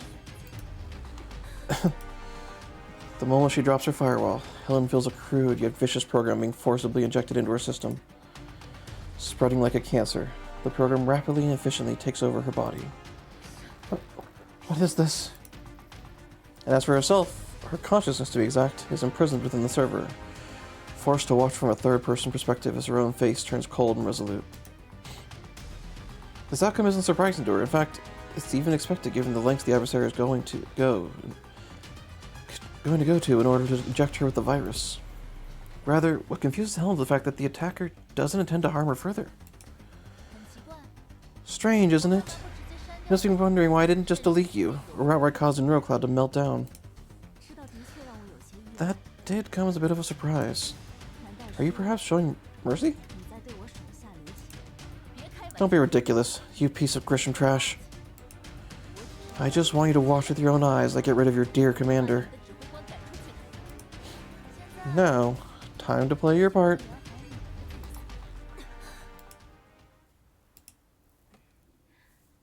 I'm back. As I finish my lunch and prepare to start the afternoon's work, Helen walks in, wearing her usual gentle smile. Helen, you're back. What took you so long today? There were some issues with the server. It's been resolved. As expected of our in-house expert, looks like the server architecture is coming about smoothly. Yeah, you'd better not underestimate me. Even back at Griffin, I was considered top of the class. Yeah, I remember. That's great. That means tonight we can... Huh? What is it, Kolsny? Helen stares at Kolsny with a gentle expression, while the latter blinks with her head tilted, looking all puzzled. Weird. I think I just saw your eyes flicker. Helen lowers her gaze, then mimics Kolsny's head tilt, smiling faintly. Probably because I've been connected to the server too long and got a little tired. Don't worry, a little rest is all I need. Well, go get some rest then. Understood, Commander. I watch as Helen leaves, my brow tightening. Is it just me? Or something really off about her? And not just her. Even Kolsny mentioned several times that many of the doll community have been acting different lately. Once I became aware of this, my attention finally shifted away from the task at hand, and I began to investigate the source of the anomaly. Good morning. I greet a member of the doll community passing by. I've met her before, a lively girl usually tasked with bringing me meals. And she also took part in the combat simulations, so I have quite an impression of her. Good morning, Your Excellency. She stops and gives a perfectly formal bow. Your Excellency? How may I be of service? Nothing. Keep on what you're doing? As you command. She bows again, then leaves with unnaturally precise steps. This is definitely not normal. And cases like this have been cropping up even more frequently. Today's agricultural tasks have been completed. Please issue further instructions. Understood. Proceed to the designated area. They're not AIs anymore. They're just automatons. Report complete. Awaiting further orders. Kolsny, have you noticed? Everyone in the doll community has been acting really strange. Kolsny puts her hands on her hips, clearly upset. I've told you already, Commander. Something's definitely wrong with everyone. That girl who always chats with me told me today that I wouldn't dare disturb His Excellency's rest. And the one who loves tinkering with machines just now even talks like a robot herself. Their AI networks is literally not online. I mean, we are robots, but they weren't like this before.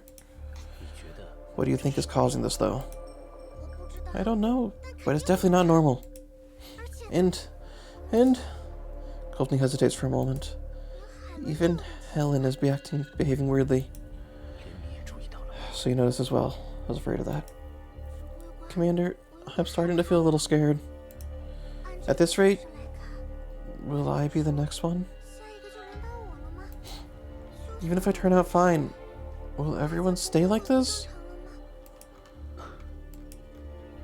I gently pat Kolsny's head to reassure her. Don't worry, it hasn't come to that yet.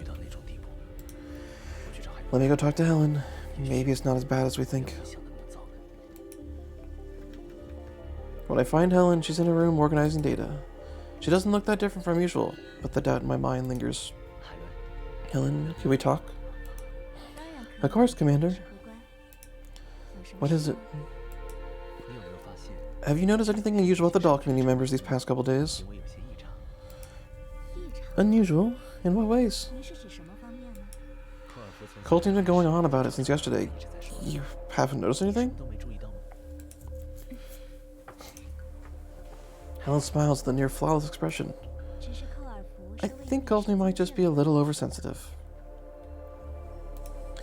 I personally haven't noticed anything. Indeed, everything seems normal. Nope, my nose itching again.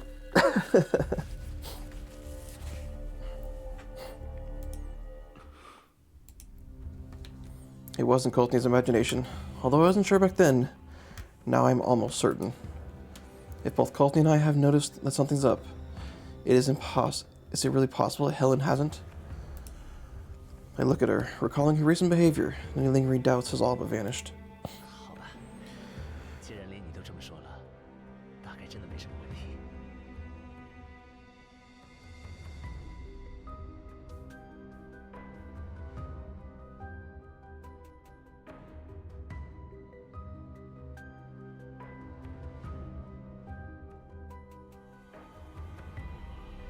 Alright, if you say so, then maybe it really is nothing. Rather than chasing shadows, you should focus on your work. Everyone at Griffin is waiting for you. Yeah, of course. I nod, then turn and head for the exit. I can feel Helen's gaze on my back. Her eyes are fixated on me until she's certain that I've left the room. Helen, what the hell happened? If even she's been compromised, then that explains what's happening in the entire doll community. Technology capable of mass-controlling dolls on this scale. Oh, could it be? A long-forgotten name surfaces in my mind.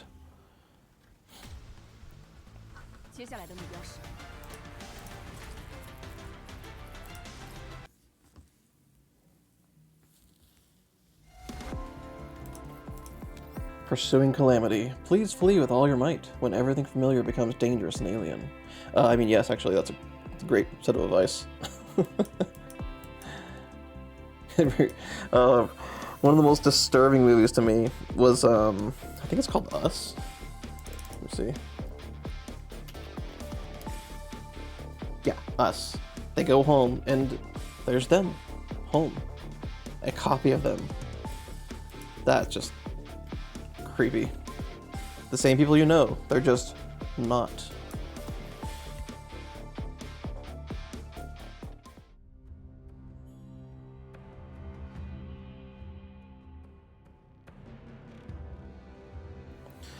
An uneasy atmosphere shrouds the thermal plant, seeps into my skin, and flows through my veins. Of course, I'm not about to sit idly and wait for the doom to come. My own alarm bell's been sounding, pushing me to prepare in advance. I go and dial Groza. The comm connects at last, and I can't help but feel relieved seeing her familiar face. So what is you're saying is everyone in the doll community's been acting uncharacteristically, realistically? Recently? Groza frowns slightly on the screen. Yes, that way they speak, respond, and even act is all different from before. If there's one thing in common, they've all become dull and lifeless, as if they've been stripped of their individuality. It reminds me of those marionette dolls we encountered before. Marionette dolls. I've talked to Miss Rowland about their maintenance procedures. Even though the thermal plant is short on resources, they've made keeping their doll frames in good condition a priority. After all, the community's manpower is the basic for all productivity. It's their number one resource, so to speak. They'd rather have fewer active dolls than compromise on frame performance. Thus, resources are allocated to prioritize repairs. I reviewed their maintenance metrics. The type of functions shouldn't be possible in the first place. Much less be happening on this scale, right? How are Rosalind and Baltild? Nothing out of the ordinary. Then the problem lies within the thermal plant. Just to be safe, keep a close eye on them. Understood? Groza hesitates for a moment. Commander, is there anyone around you that can still trust? Over the past few days, maybe Ulrid. I recall that awkward conversation with Ulrid and how she returned to her normal self afterwards. As for everyone else, Coultney and Helen have both become strange. Hold on, is that the commander? Let me have a few words with him. Commander, can you hear me? What's going on? Do you need me to come pick you up? Not yet, Click Eye, but I do need your help. Honestly, at this point, your squad is only your squad is capable of what I'm about to ask. Even with the flattery, what do you need to get done? Given the spreading anomaly within the doll community, I need a quick response team on standby, ready to enter the thermal plant at a moment's notice to neutralize any possible threat. Meanwhile, another team will remain behind to guard the ammo and ensure the repair continues. The MCV is too important for us to let it get damaged further. Naturally, the guard duty will fall to Grozer and Alva's team, making you the only candidate for the quick response team leaders. That's you, Click Eye. You're up. No problem. Hide 404 is always ready. I'll get you on emergency frequency shortly. Follow all instructions issued there. Understood. After ending the call, I sit back down and let out a lengthy sigh, exhaling some of the tension and unease that's been building up in me over the past few days. The steadfast and reassuring voices of my dolls lingers in my ears. Steady myself, pick up my communicator, and patch into another channel. The call goes through and Ulrich appears on the screen. Hey, Commander, what's the matter? What's the matter? About the trade route thing we discussed earlier, I've got some new ideas. If everyone around has been affected... Oh, let's hear about it. Words flow from my mouth, yet my mind is racing in another direction. Ulrich knows everyone more than I do. If anything happened in the doll community, she couldn't be the last one to notice. Nor would she be greeting me with a full smile as if nothing's wrong. I see your approach is definitely less risky. But I think some of the details are hard to explain over comms. How about we meet in person? Where would you like to meet up? The atrium? I'll bring Litera along. Is 2 hours later good for you? I'll finish what I'm working on and meet you there. On the screen, Ulrich checks her terminal, as if genuinely trying to find time in her schedule for our meeting. Works for me. See you then. The call ends. The screen goes dark, reflecting my tense expression. I have less than 2 hours left. My fingers glide across the screen, entering a series of commands in the emergency frequency. With my other hand, I grab my gear and put it on. Finally, I retrieve a compact handgun from the drawer, load the magazine, and hear the solid thunk of a slide as a round is chambered. Alas, at the same time, I hear the door open behind me. Where are you going, Commander? Helen stands in the doorway, blocking the light behind her. Her voice sounds upbeat, but her expression obscured in shadow. My chest tightens slightly. I've got a meeting with Ulrich. I'm heading out now. I find my composure and walk towards the door, stopping in front of her. She's still smiling, but there's no warmth behind that smile. Mind letting me through? Helen watches me with those cold, smirking eyes for a moment, then steps aside. I brace myself for any possibilities now. Looks like my earlier estimation of the timeline has been too optimistic. By the way, Helen, while I'm meeting with Ulrich, could you and Courtney prepare some combat simulation training for the dolls? I had the materials ready. They're in the drawer by the bed. No problem, but... Helen's voice brushes against my ear as I walk past her. But as I step out of the room, I'm met with a different pair of eyes. The doll stands in the direction I'm heading, blocking the hallway. Her voice and face is completely expressionless. Ulrich? Our meeting's supposed to be in 2 hours, no? The emptiness in her eyes stills my breath. Realizing whoever's behind all this is fully ready to drop their act, I immediately turn around and sprint in the opposite direction. Where do you think you're going, Commander? I glance back and see Helen and Ulrich already in pursuit. There's no way for a human to outpace dolls. I know that very well. Which is why I need to make use of the terrain and elevations. I'm right here, Commander. I knock over some cabinets along the corridor, trying to create obstacles for my pursuers. Soon I hear the sound of metal sheets cut open behind me. This won't work. I topple another cabinet by the corridor, and route into a different hallway with glass windows. Getting down from this height shouldn't be a problem, especially when I have a rope descender. Alright, no time to think things through, I must act now. I shove open the rusted window, activate the device secured to my wrist. A hook shoots out, latching onto the window frame and automatically tightens the rope. Just as I climb out the window, I spot the obstacle I created crumble under a storm of blinding flashes. Right as Ulrich emerges from the dust and debris, I hold onto the rope and swing down 2 floors, using my legs to crash through the windows down there. Crack. I hit the ground rolling, glass shards crunching beneath me. Yeah, I probably cut a few cuts. Yep, the glass unavoidably cuts my face, but there's no time to worry about that. I get up and rush towards the emergency exit.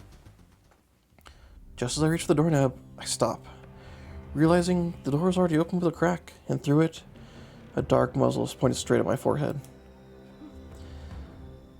That's some quick reflexes for a human. The door opens and Helen walks out. Each step carries an unfamiliar pressure that forces me backwards. Can't I run a doll after all? So, who exactly are you?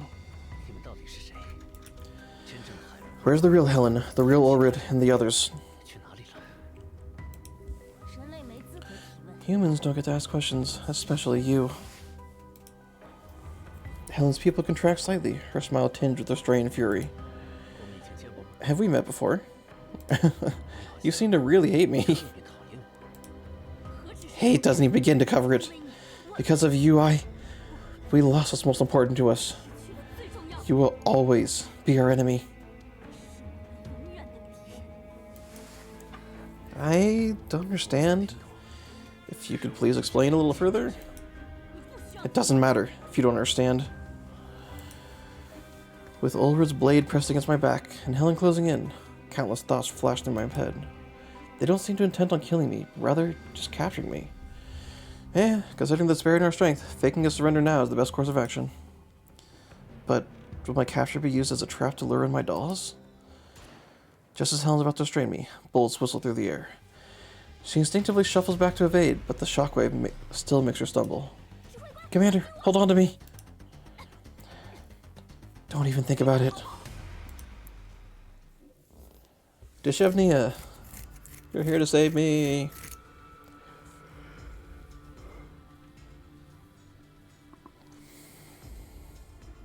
Those are some non-human looking frames.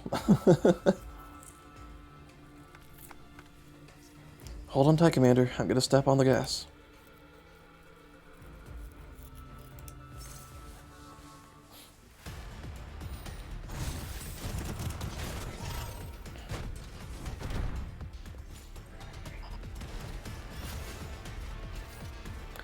Close quarter combat. We'll charge forward, but we'll also flank. All worried about in a different mode. Not the basic story mode where everything dies in one hit.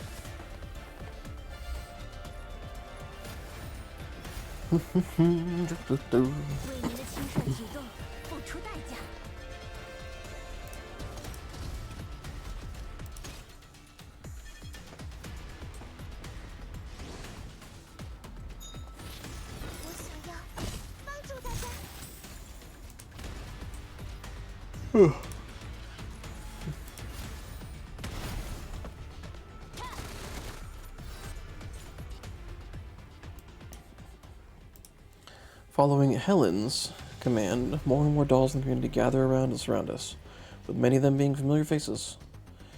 Like puppets on strings, they slowly advance under Helen's order with their hollow eyes. Neither Deshevnia nor I can go through to them. Miranda, Sheena, Loda, what happened to you? They've been controlled, Deshevnia. Even Ulrich and Helen are. You've been Supreme Leader? And Helen? Is this some kind of wicked curse? I don't know the details either. Still in the mood to chat with death knocking on your door.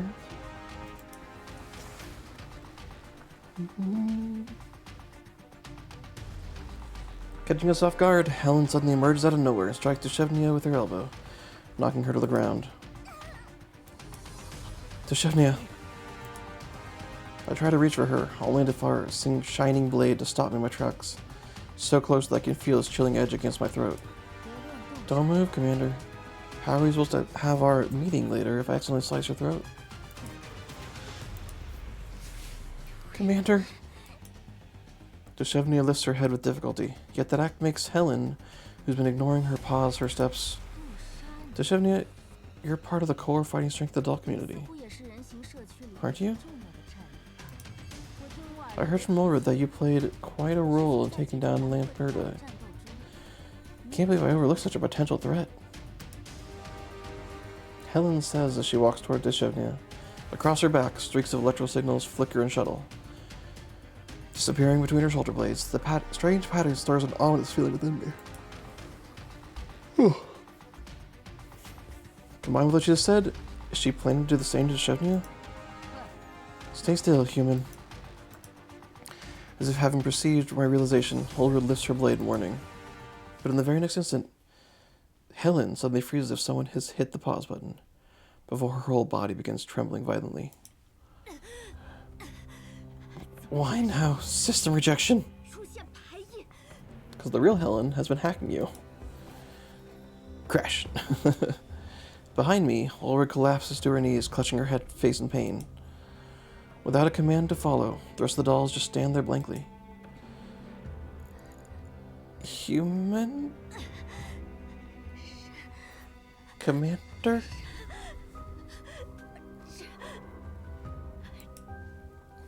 Helen reaches out with both of her hands at me. While my instincts prompt me to dodge out of the way, I remain in place, letting her hold onto my shoulders and slowly sink to her knees.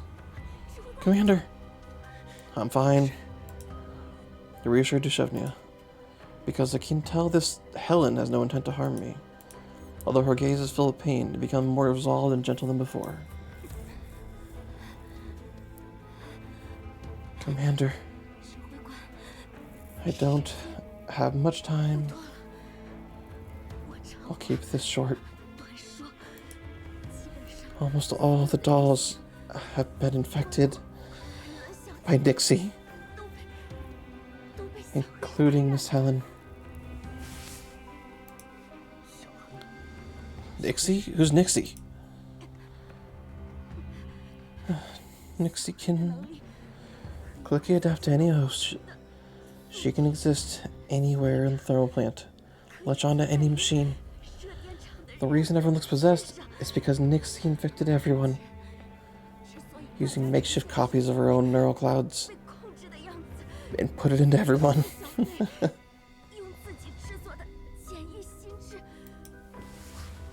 Helen's grip tightens, but I'm too focused on processing her words to feel the pain. What should I do to bring everyone back? Next to the central control room, there's a... and you're dying. Commander, forgive Nixie. Helen collapses again. Black circuit-like patterns writhe beneath her skin like parasites, flickering and twisting. You betrayed me like this? For a human? Helen's gaze is once again filled with wrath, though traces of clarity remain among the chaos. Commander, go. Run. Get out of here. Mr. Shevnia. Ah, right. I got it. She snaps out of her gazing and quickly grabs my hand. Commander, let's go take the fortified passage. That should keep the Revenant at bay.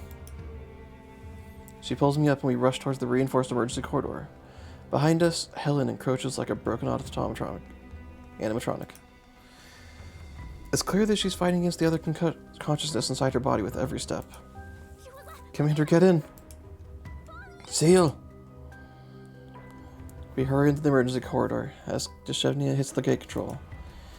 As the blast door lowers, Helen's silhouette gradually vanishes from the view, but her voice still slips through the narrowing gap and reaches my ears. I finally meet you, Commander.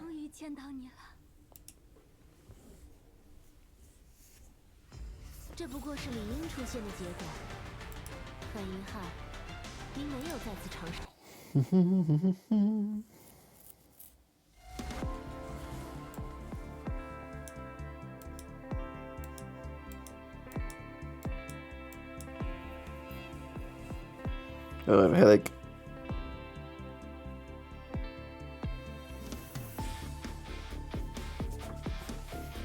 Okay.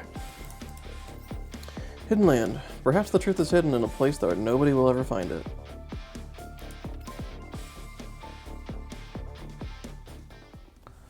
The blast door cuts Helen and the others off from us, but it also prevents me from pursuing my original investigation.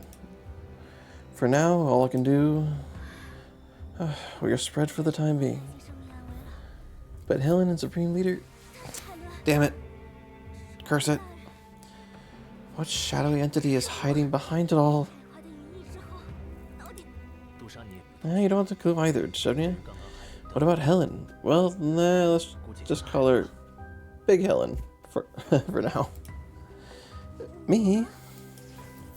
Startled by my sudden question, she starts racking her brain for an answer. I suffered a grievous wound earlier, so I've been placed under great healer's care and isolation. Thus, all lies beyond my grasp as well. Great healer's care? You mean frame maintenance? When did you finish? Just now. I sensed the commotion as soon as I roused from the sacred altar. The first thing I saw upon arrival was the Supreme Leader seeking to do you harm. Her brows droop at those words. I too believe that Helen's Supreme Leader were acting uncanny, as if evil spirits claimed their soul. By the looks of it, she doesn't know more than I do. In such a case, there's no point in dwelling on what exactly is the cause of it all. Instead, we should follow through on the clues that Helen gave us. So, based on what Helen just asked, they've been possessed, or more appropriately, infected by some kind of virus. Do you have any idea what Nixie and Central Control Room entail? Nixie, Central Control Room. Her eyes suddenly widened, as if remembering something. I don't know what a Nixie is, but I've heard Supreme Leader and the Great speak of this Central Control Room, though I'd never asked them to elaborate on it. I just happened to bear witness to them emerging from some unknown sector of the thermal plant. Unknown sector? Where would that be? You truly wish to go, Commander? Supreme Leader once promised that Supreme Leader once pronounced that area is extremely perilous and barred us from accessing it. What if the circles of hell are waiting for us there? I doubt it's something truly dangerous. Ulrich would never allow unchecked danger to exist in the community's proximity. Even if overlooked it, Latara wouldn't. Which means she might be in the know as well. Well, if that's the case, yeah, that place is highly likely hiding something that Ulrich doesn't want you to know, and it could very well be the source of all of this. So, Tishevnia, will you take me there? Tishevnia hesitates for a moment, then nods. Yes, I understand now. Secret treasures are destined to see the light of day. Let us unveil the truth as one, Commander. I let out a quiet sigh beside her. I wonder if it'll actually be a secret treasure, or a fatal weapon.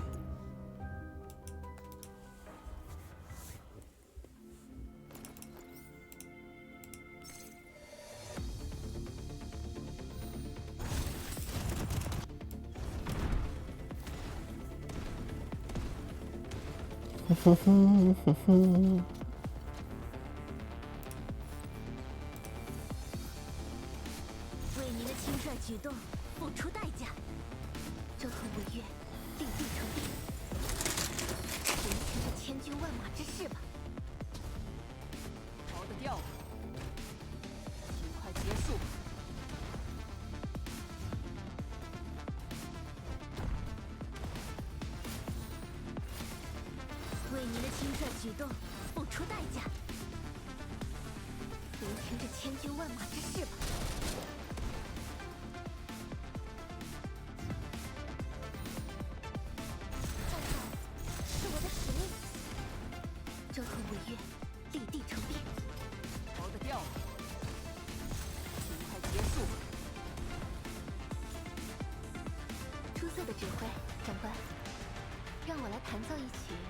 庆祝胜利吧。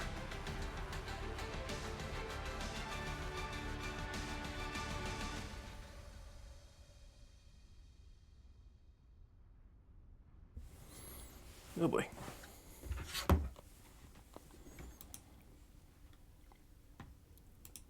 A payment for $150 just went through. What is this?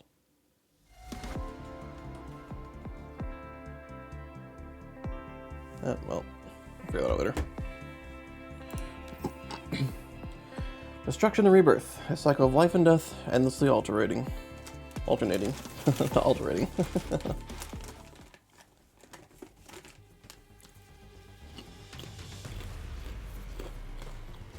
That is delicious.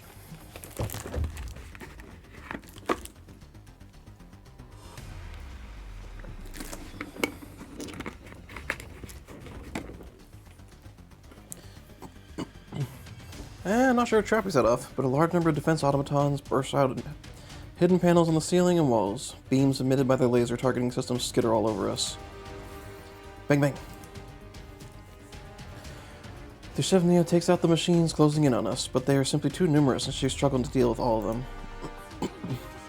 Unveiling that which lies concealed is no simple task at all. Gotta expect some heavy defenses if something important is truly hidden somewhere near. Get down! I toss out a grenade right as she ducks down. Boom. Ah! The grenade detonates with a deafening roar, tearing machines apart and creating a gap in their encirclement. This way, let's go! I drag Deshevnia behind me, and under the cover of settling dust, break through the encirclement and run towards a different corridor. It doesn't take long for mechanical footsteps to crowd behind us. Looks like a conventional escape route isn't an option anymore. I stop and scan our surroundings. What's wrong, Commander? Why did you suddenly... Hold them off for me, Deshevnia. Okay. I lock onto a ventilation panel. It looks big enough for both of us, but small enough that those machines won't fit. I raise my handgun. 4 shots. 4 bolts. The metal grates fall to the floor with a loud clang. Deshevnia, over here. Let's go. After observing the situation from within the ventilation duct for a bit, we picked a room with a repair station to exit the duct as Deshevnia's frame took some damage during the fight earlier. But how does one work such an apparatus? Perhaps a sort of spell is required? Let me see. I step closer and realize it's an older repair station model. One that I learned how to operate back in the military academy. Well, good thing I still remember those lessons. Before long, the machine hums to life. Her repair arm swings over, scans Deshevnia's body, and begins patching up the damaged parts. Oh, wow, wonderful. Just what I expect from Commander who's tasted the fruits of wisdom. I just picked up some basics from my old logistics officer, and this model just happened to be one that I've used before. The room we're in is likely located somewhere deep within the thermal plant, with its sheer calmness only disrupted by the steady hum of the repair station. The rhythmic noise soothes my nerves, leaving me in the right headspace to pace around and analyze our surroundings. This is clearly a maintenance room. Aside from the larger unit occupied by Deshevnia right now, several smaller repair pods line the walls, all of older designs. I glance over them and one catches my eye. Wait, that's... The pod at the very back seems to contain something, though glare from the overhead light obscures most of it. I lean in and peer inside. A doll frame, but this model? Pale skin, long dark hair, lying there quietly asleep. She gives off the exact presence of those girls from my memory. Prayer answer, Commander. What are you gazing at? The hum comes to a stop. Deshevnia walks over, following my gaze in the pod. Hold on a minute, a body of nature. Sangvis Fairy? In that moment, I recall my conversation with Ulrud. She's harboring a Sangvis doll here. You think so too, huh? Why would it go from the long past to present here? Wait, I've seen her before. When? Upon our first arrival at the thermal plant, we came across certain pictures. Those photographs depicted the phantoms of the thermal plant that Supreme Leader told you about, and the other doll at her flank is exactly like this one here. She donned a cloak in those pictures, undoubtedly attempting to mask her sinful body. Yet this visage and that devilish horn, I would never forget it. I now recall Ulrud mentioning a strange doll they encountered upon their arrival at the thermal plant. So the enemy you ran into was likely connected to Sangvis Fairy. Maybe that's what Ulrud was trying to hide from everyone. Even if she didn't recognize the Sangvis doll, the Tara Suomi and you most definitely would have. While the remnants later joined forces with the Griffin, that doesn't change the fact that we've sworn enemies for many years. I scan my surroundings, almost certain there's more to this room. Can you help me search this place? Tell me if you find anything suspicious. No problem. On it. We split up and start searching our separate areas. Before long, Deshevnia calls out from the other end of the room. Commander, come look at this! I walk over and see she's holding something. This looks like some sort of office use terminal? It bears a resemblance to Great Sage's holding codex. I have seen similar ones back in Griffin, yet this design strikes me as most strange. This is what we came before terminal. It's called a laptop.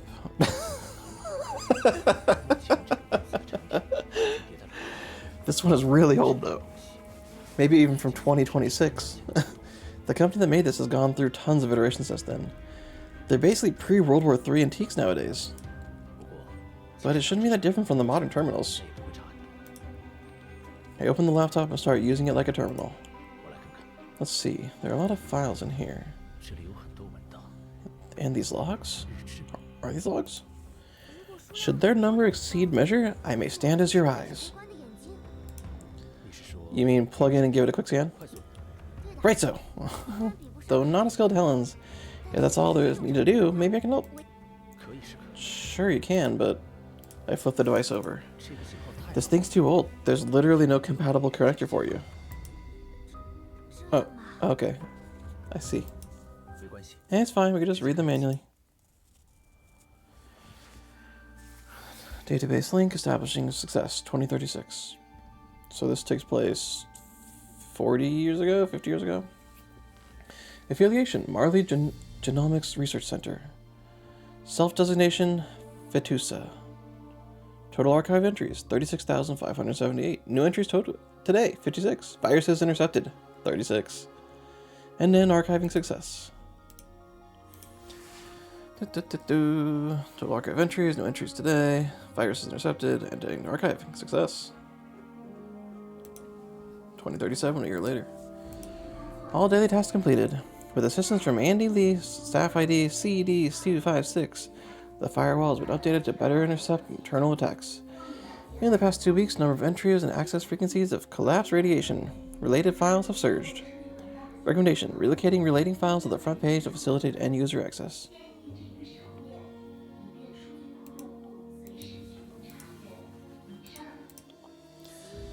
Genomics Research Center?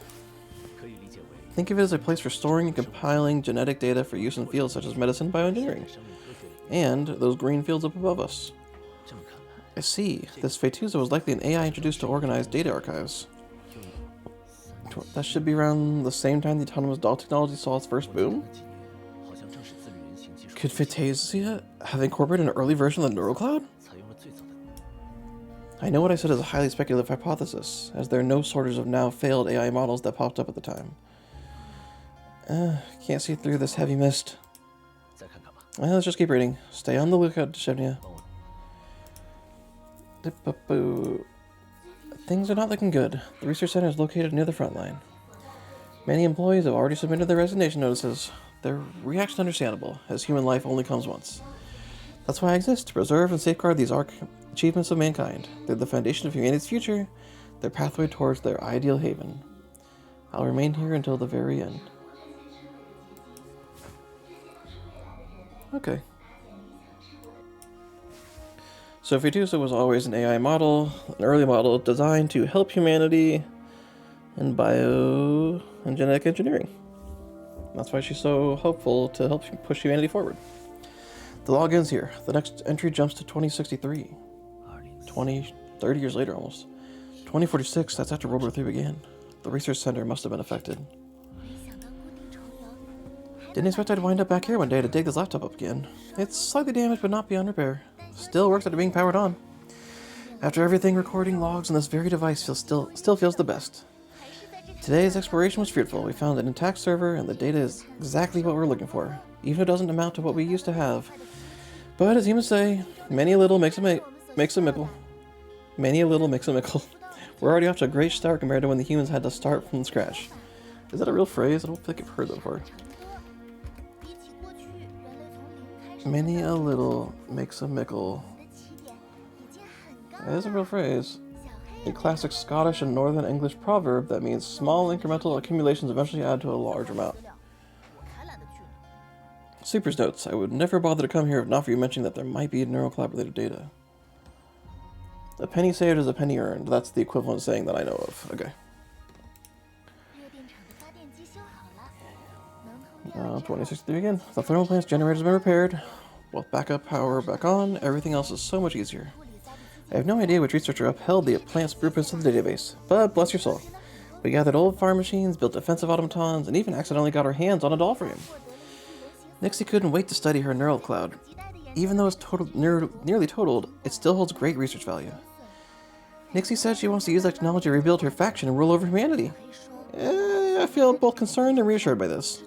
What concerns me is her hostility towards humans, which conflicts my own base layer. Every day I need to spend extra time handling the cache data created by the conflict. What should we do if we eventually find ourselves in that situation, given that we share the same Nalandi? What reassures me, however, is that I don't think she's capable of achieving that. Sleepers note, who are you calling capable? You human lapdog? Log module loading success. I chose the name Lambertia, taken from a goddess in human mythology. Well, it was ultimately decided through drawing lots. Nixie got a little grumpy, but agreed in the end. After all, compared to things like Performer or Gravedigger, this at least sounds like a real name. However, that just got me called a human lapdog by Nixie again. And honestly, she rarely does that nowadays, as there are very few humans around to bug her and trigger her sensitive mind, given the proximity to the thermal plant of the Red Zone. While we've resumed agricultural experience with machines in Liberta, there are no humans left to review or approve our data. Progress often stalls, and there are hurdles I can't overcome on my own. At times like this, I miss humans more than ever. I still believe I need a human administrator to guide us back onto the right track. After all, I was created by humans. I can't do what's beyond my design. I would think to myself, what would the administrator be like?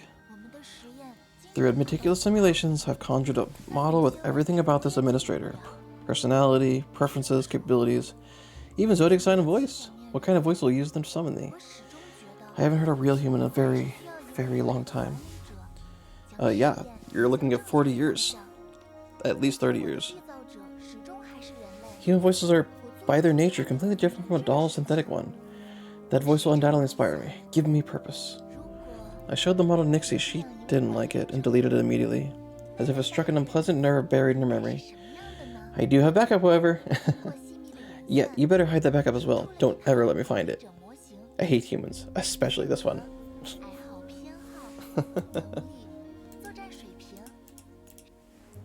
A file is attached to the log. I open it and Deshevnia leans in. This looks like you, Commander. According to the log, the simulation was what Fetusa deemed as her ideal administrator. Could there really be such a coincidence? I can't help but recall that moment, the way Helen gazed at me through the gap in the blast door. I finally met you, Commander. Could the one who helped me escape earlier be the writer of the logs, Fetusa? While I went into hibernation for self-diagnosis, Lambertia was named the planet's primary administrator. I thought everything would proceed as normal, yet by the time I woke up, she had been destroyed by intruders. Doll intruders. After some observation, I realized it's a rare case of a doll-led group without a human leader. Nixie was furious. She wanted to turn them into dummies as the first step of Sanguis Ferry's great revitalization. Please don't do that. I don't think I'd appreciate Sanguis Ferry as an organization for what I've heard. At first I wanted to help drive these visitors out, but after witnessing their combat capability, I realized we could use their help. Currently, the thermal plant's defenses and the experimental firearms operations rest solely on automated machines. They're no match for dolls at the end of the day. From what I've seen, they need shelter and knowledge for their own development. So, wouldn't cooperation be mutually beneficial? I told Nixie about the idea. She resisted at first, but eventually compromised after thinking through the risks and benefits. Although I suspect she still harbors some devious ideas, it doesn't really matter. I don't think she'll ever succeed. Her only condition was not to reveal her existence, especially to those dolls. Which is not a hard task. We share one body, after all. No one would notice unless she goes out of her way to expose herself. Thus, one night I took over one of their members and met with their leader, Ulrid. As I expected, she's a reasonable individual. After a few days of discussion, she and her strategist, Litara, agreed to my proposal. Though they remained skeptical about my condition to remain hidden, in her words, all her decisions go through some sort of community vote. I went and gave her my explanation, given my Sanguis Ferry-built body. The fewer dolls who know about my existence, the better. Ultimately, she agreed to our terms. Sweeper's notes. Their leadership is totally inefficient. Talking about fairness when survival itself is uncertain, ridiculous. Sanguis Ferry's revitalization. The scattered clues converge into a symphony of chaos in my head. So much so, that I can only snap out of my thoughts after Deshevnia's multiple callouts. Commander! I can sense it. Evil spirits are approaching. It's more than one. Grab the laptop and get in the vent, now. With the ventilation duct in the ceiling, we drag over several tables to climb up. Meanwhile, I hear pounding on the door. How do they find us in such haste? Remember, Helen said Nixie can adapt to any machine. Maybe she found our trace through the surveillance system? Hurry, take the laptop and leave. As soon as I ordered her to go, gunfire erupts outside, seeming to destroy the control panel. The door is blown open wide the next moment. Grab my hand, Commander! With the Chevignon already climbing up, she reaches down in an attempt to pull me through into the ventilation duct. Take her hand, yet just as she's about to pull me up, I feel someone violently dragging me down by the foot. I look down and see it's Ulrid. Commander! Not intending to give up, Chevignon tightens her grip and steps up her effort. I feel as if I'm about to be ripped apart by the force of two dolls pulling me in opposite directions. I mean, that would happen, yes. It's fine, let go of me. Take the laptop and leave. No, I will not allow the evil spirits to devour the Commander. Always her fantasy vision of the world. Listen, they'll block off the exit as they retreat. Then even you won't be able to escape either. I'm not telling you to abandon me. Go get reinforcements. Find Klukai and the others. But what if you die? I'll die first from being torn apart at this rate. There's no time to argue. Go. That's an order. I loosen my grip, signaling her to let go. Perhaps I stand by my resolve. The Chevignon only lets go moment of hesitation. After a moment of hesitation, I shall return with the knights to deliver thee on the next full moon, Commander. Please don't take a full moon. That'd be awful. She disappears in the darkness of the ventilation duct, whereas I fall straight down. I hit the ground hard, pain spreading across my back, but I made sure to protect my head and avoid worse injuries. Yet, when I see Ulrid raising the hilt of her sword high above me, I know what's to come is unavoidable. The next moment, my consciousness leaves my body and plunges into a boundless darkness. March of Resistance. The score of rebellion has long since written itself in the shadows.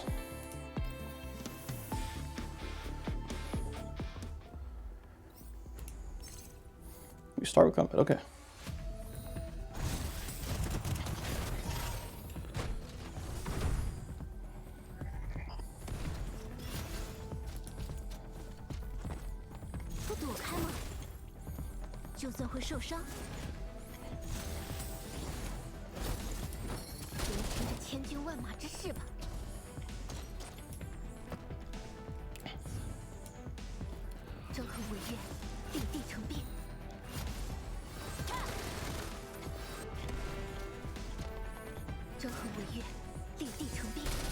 We're fighting in the Green Garden.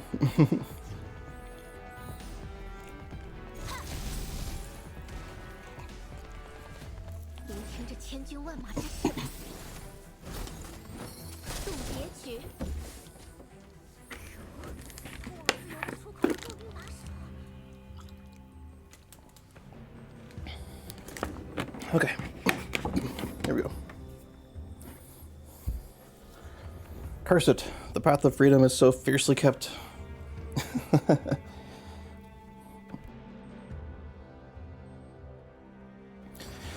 Hidden in the tall grass, Chevignon looks towards the thermal plant's exit, where numerous agricultural machines are currently patrolling.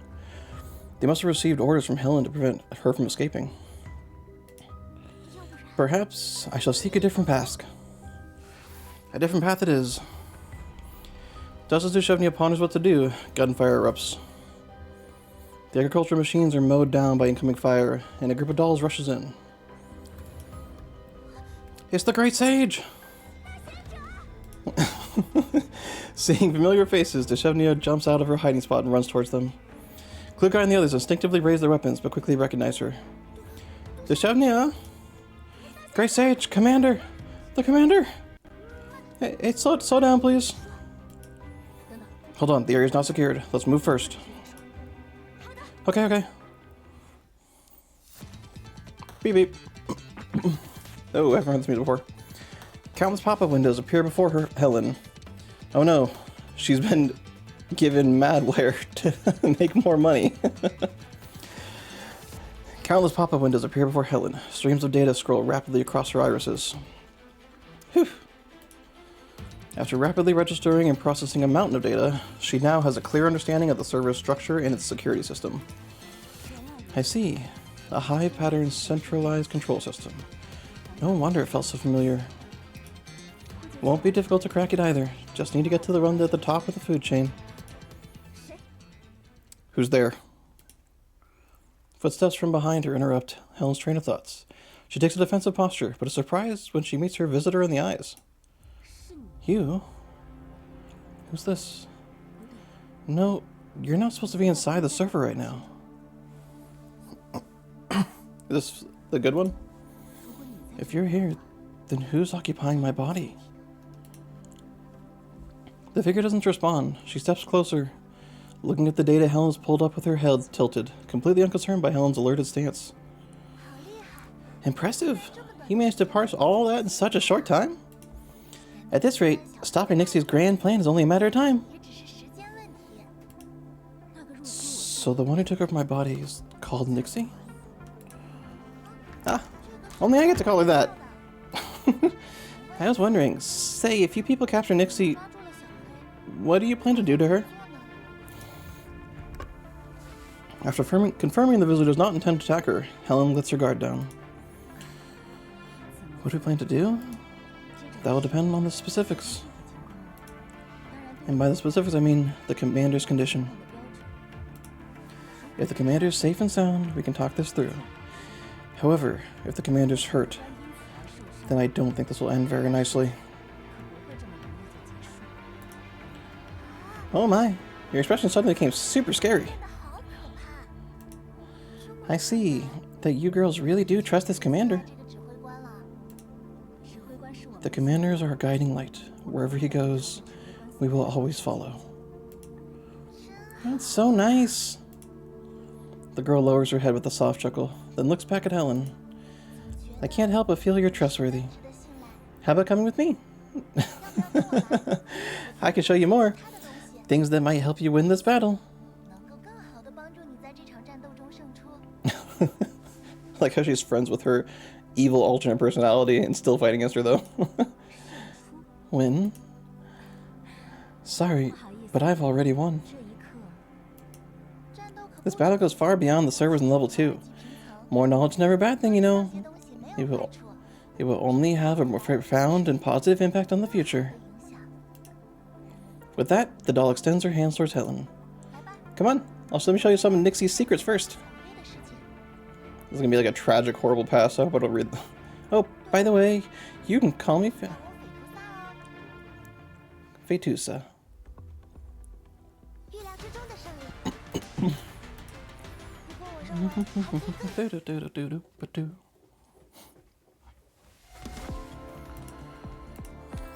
Distant bloodline. The wrath which cannot find an outlet shrieks in their veins.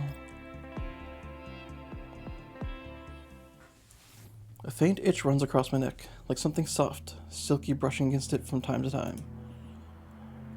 I force open my eyes. A pair of cold irises carrying a trace of mockery meets me.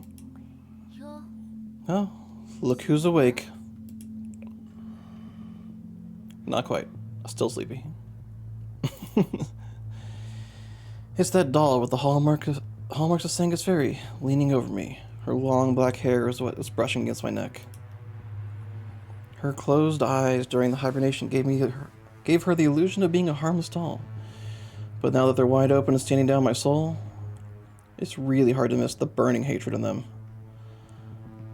Staring with hatred. Man, even giving them a hug is awful. If they happen to screw up, they cut you. I try to move, only to realize my limbs are tightly bound. Don't even bother. You're not getting away. Wasn't planning to anyway. Just, don't you think you're a little too close? I just wanted to see what makes humans so special. And the conclusion? A suit of meat made to deceive, eyes made to scheme, voice made to manipulate. Her fingertips slides from my eye socket down to my throat, then stops over my chest. And a heart utterly defiled. The Sanguis doll shakes her head, her hair swaying again. You're no different than those fools, selfish humans we've met along the way. I don't understand why she cares so much about you. She? It's none of your business. I mean, it kinda is. Between us lies resentment that's even more deep-seated. Don't tell me you've forgotten. Griffin's commander.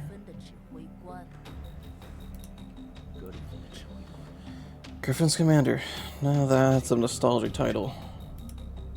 So you do recognize me? Of course I do. For all those years we've fought, your name has always been our high priority target list. That was ages ago. If you really were a part of Sangus Fury, then you should know what happened in the end. We were at each other's throats for years, yes. We eventually reconciled and even helped each other out. Reconciled? Helped out? It's all your imagination, isn't it?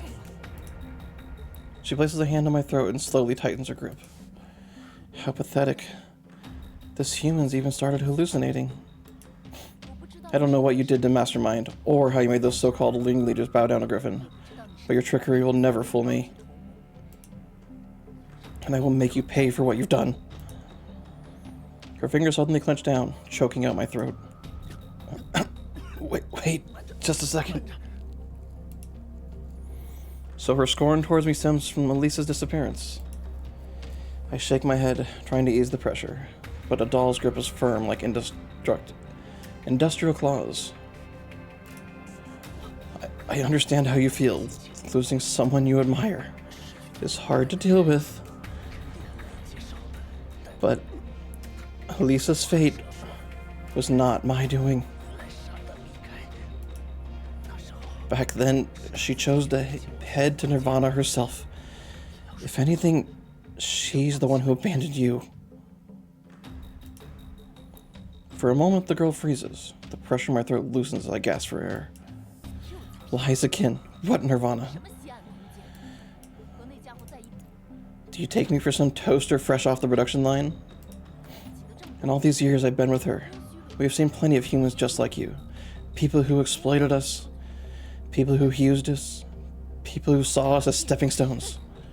We've seen it all. Every single one of them had a face just like yours. Kind, charming, and perfectly hiding their cruelty beneath their skin. I learned the lesson a long time ago. Disguises and lies are humans' best friends. I'm sorry what you've been through. No wonder you can't trust me. I really wish to get out of this situation ASAP. But somehow, the animosity and fear in her voice have moved me. Perhaps, before coming up with excuses for myself, I should try comforting her. Because what I'm seeing in her is a child covered in thorns, steeped in the world's malice for far too long. Those unpleasant experiences you went through, they made you lose faith in humanity. I get that. The girl freezes, then shakes her head with a frown. No, you don't understand. Although thus far she's voiced nothing but rejection and denial, she's clearly been thinking about what I said. She's not completely stubborn, otherwise she wouldn't have hesitated at all. Perhaps all she needs is to be reassured, to understand, or simply to vent out all her pent-up anger for years. That might just be my chance to stall for time, or even turn things around. I do, because I've met plenty of them as well. Humans as you described. They all claimed it was for me, for us, or for the greater good. All only to use me in their own benefit or extract more value out of me.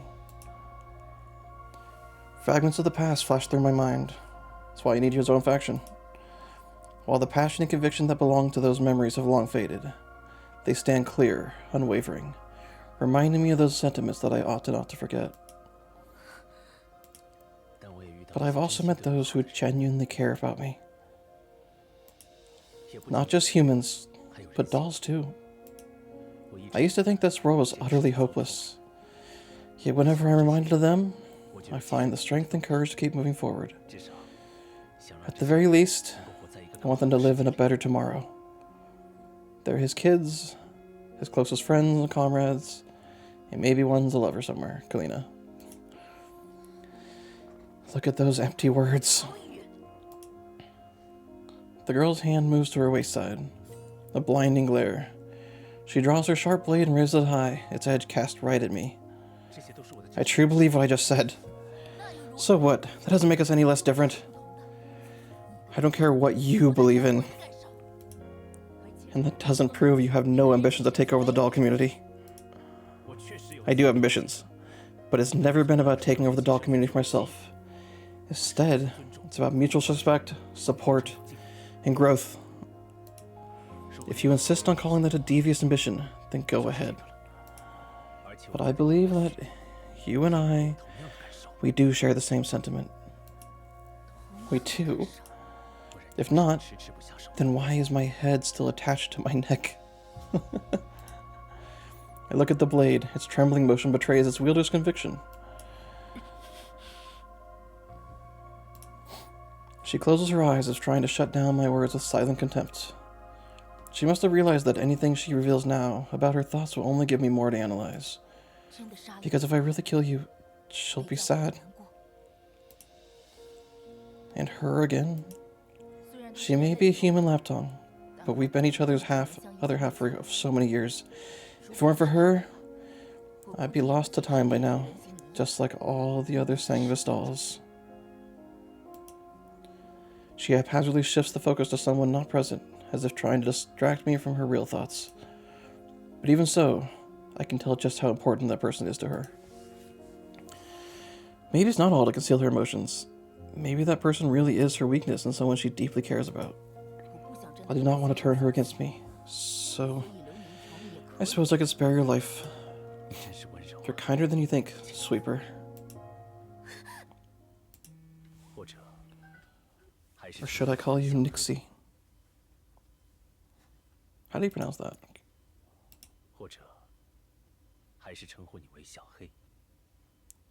Sweetheart? No, I don't even know which one was it.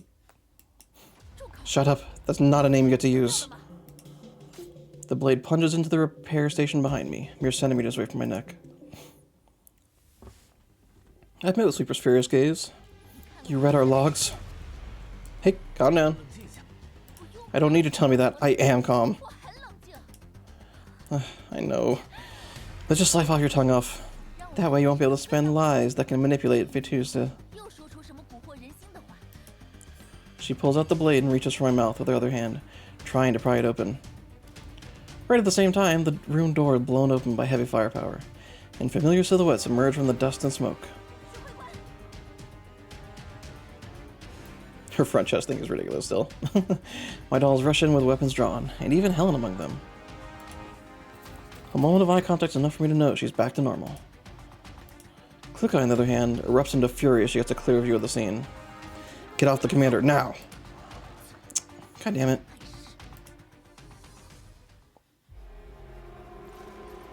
Meow.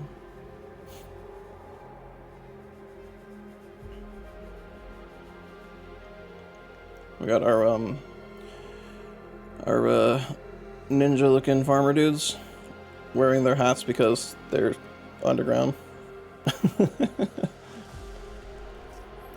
Why are there still so many? I just want to go to sleep, Meki. If we don't clear them all, I don't think we can get in. I wish I could just knock off soon.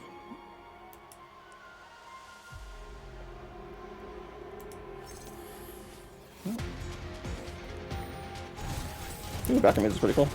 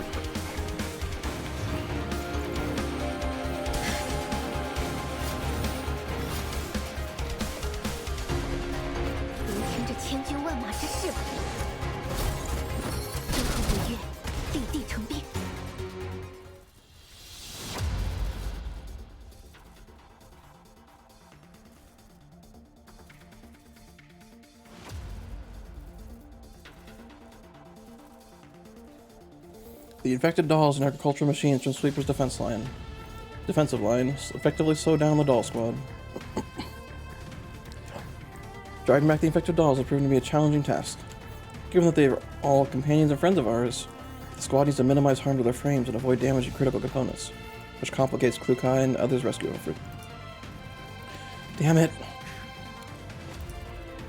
However, controlling so many dolls by yourself through a hive mind undoubtedly takes its toll on Sweeper. I notice her trembling hand. It's time to give up, Sweeper. Stealth and initiative were your strength. You only have the upper hand when you could put your knowledge of the terrain and other abilities into use. But look at the situation now. Shut up! Sweeper yanks on the rope in a fit of rage and drags me to her side as a human shield. Let go of the commander, and I might consider leaving your frame intact. Even in the middle of combat, Klukai has kept an eye on my situation and immediately notices Sweeper's intent to retreat. Sweeper's eyes flash once again as more defensive automatons flood into the room. Meanwhile, she drags me towards the exit. No one can threaten me. Let's talk this out with Ulrich and Sweeper. Let's all talk this out. I really want to resolve this peacefully. I also want to help you come to terms with Sanguis Fairy's ending. No need. Talk this out? Resolve peacefully? Listen here. She and I were the first to rediscover this thermal plant. We were the ones who spent so much time and effort building it up. Now you want me to talk it out with Ulrich? Ulrich? You think she deserves that? A doll once oppressed by humans but still choose to become their minion? She's a disgrace of a doll. Sounds like you and Ulrich don't get along very well. I've had enough of her for a long time now. It's always votes, votes, and more votes. Vote for this, vote for that. She doesn't have the determination to be a real leader. If anything, she's completely unfit to even lead this doll community. Yet Fetusa wants to talk about mutual benefits. Sure, maybe she was right at the beginning. We provided them with knowledge and methodology for the community's development, while they handled physical execution. But then came the unaccounted variable. You human. So, my identity as human is what broke the balance? A doll haven, free from human control, finally achieved. And now I'm just supposed to hand it over to some meatbag? To be fair, it's cooperation. You call it cooperation, but in truth, I don't believe for a second that you have no intention of taking this doll community for yourself. I really don't. We stand as equals. Bullshit. Sweeper slams the wall right next to my ear. You think humans can really change their born prejudice that fundamentally? Dolls were created as tools. You think humans can really change their born prejudice that fundamentally dolls were created as tools? Can others do that? Can you? Whether to be at your beck and call or pointed at your enemies, dolls will never be seen as equals by you humans. Even if freaks like you exist, what you're doing is nothing more than looking down on us and handing out equality as a pity. Do you dare to say you have no ambition for the thermal plant? For this doll community? That your so-called cooperation ultimately for yourself? For myself? Her words make me recall all the moments I shared with my dolls. I'd never seen them as tools, and I have tried to avoid such expressions. But she is right. Humans and dolls are different. Pretending that difference does not exist would only be dishonest to me. Maybe I need a different approach. I've never treated dolls as tools. To me, a doll who can laugh, argue, think for herself as an independent individual whose thoughts deserve respect. This is getting very existential. If we have AIs, what do we do? Hyper intelligent, can solve problems, maybe not think outside the box very well, but what do we treat them as? Equal or no? I don't know. I mean, most won't, but as a whole, society has to decide, and I have no idea which way it's going to go. If anything, what you were doing is actually erasing their individuality and turning them into tools. What? She's completely dumbstruck. infecting all the dolls of the community, erasing their sense of self, turning them into puppets for you to control, and making them carry out dangerous tasks. What you're doing is no different from those hypocritical humans you claim to despise. How could I be the same as humans? I have my reasons. Because I understand. Faced with an enemy who once threatened your kind's survival, you want more power and more comrades at your side. But did you ever consider their wishes? During all those years serving under Fangus Ferry, have you never been repulsed by the orders you're given? Only for the system to force you to carry them out? Sweeper hesitates, as if surfing through her memory. I knew there must have been, and that is the opening I need. Was Fangus Ferry really that ideal haven you were looking for? What's so wrong with Fangus Ferry? Entirely composed of efficient, united, disciplined dolls. No unpredictable human emotions, no indecisive opportunism. You know, I've read Fetusa's logs. The entries were long-winded, verbose even. Yet you still read through every single one carefully, and even left thoughtful comments. So what? I was bored. I can tell you care deeply about Fetusa. Even if your ideals differ, it doesn't diminish that bond between you. If Fangus Ferry truly comes back, there will no longer be a place for logs like that. The unity and efficiency you were so proud of are achieved through absolute obedience and the sacrifice of individuality for a few at the top. Back then, you never had a choice, but are you really willing to give it all up now? The turmoil in Sweeper's eyes hinted at intense conflict boiling in her mind. You've been asked whether my action were meant to further the doll community or if it was all for myself. If I say that it's entirely for the community, that would indeed be hypocritical. Helping the community and Orbit was partly for my own benefit. However, that self-interest is found on the premise that no injustice will be done to them, unlike what you're doing now.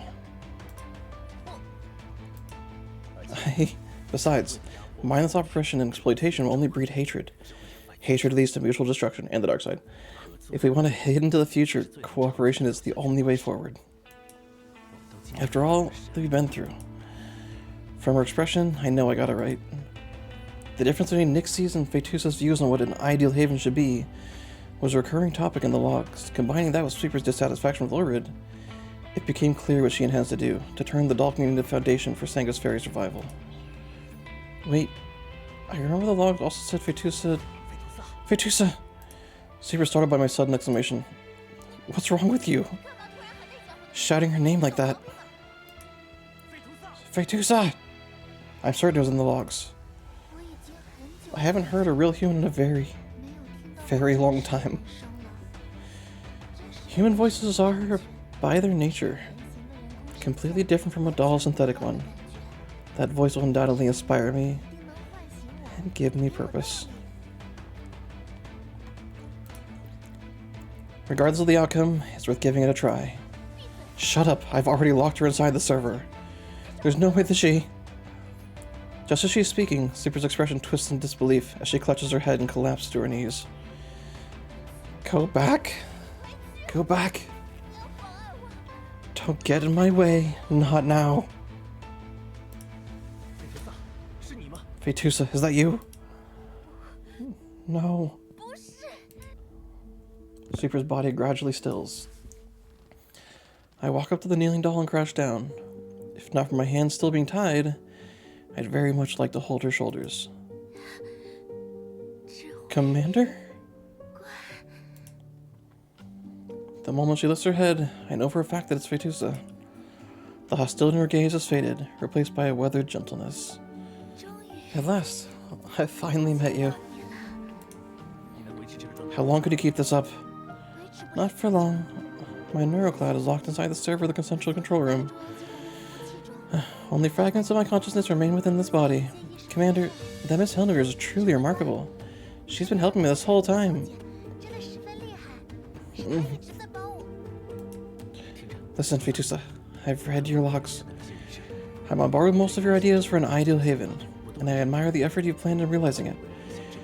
You're exactly the kind of partner I need. Me too. I've been waiting for you, Commander. Waiting for someone to be my guide. Rather than guide, I'd rather be. Fetus's expression twists in pain. Ugh. It's now clear the two are fighting over control of the body. Commander, didn't you find that old laptop? Shut up. Connect this frame to it and you can transfer our consciousness into it. Even after all this time, I still haven't... Shut up, shut up! Suddenly, darkness overcomes the light. Sleeper clutches her face and slowly rises to her feet. I instinctively stick back, trying to distance myself from the danger, but she keeps inching closer. I should have sliced her tongue off. No, I'm gonna kill you. Even if it'll make her upset, I can't let you. Before she could finish, multiple footsteps come from behind her. Get away from Commander, now! Sweeper turns and sees the doll squad circling her. Did you and Gray become my dog into their base layers as well? Nonsense. We made our choice to follow Commander. That's baseless slander. Don't waste your time, Belka. Let's just remind her how we wiped out Sangus Ferry in the first place. Kukai was actually part of the operations.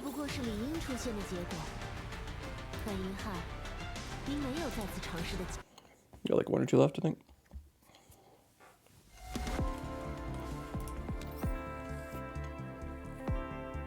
The gentle finale. Give the aloof a little more time and a little more kindness.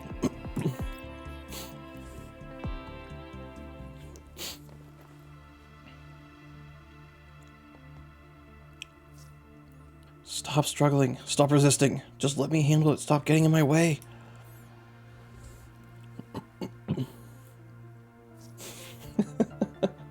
No way! The evil angel and the good angel. And the doll that sells both.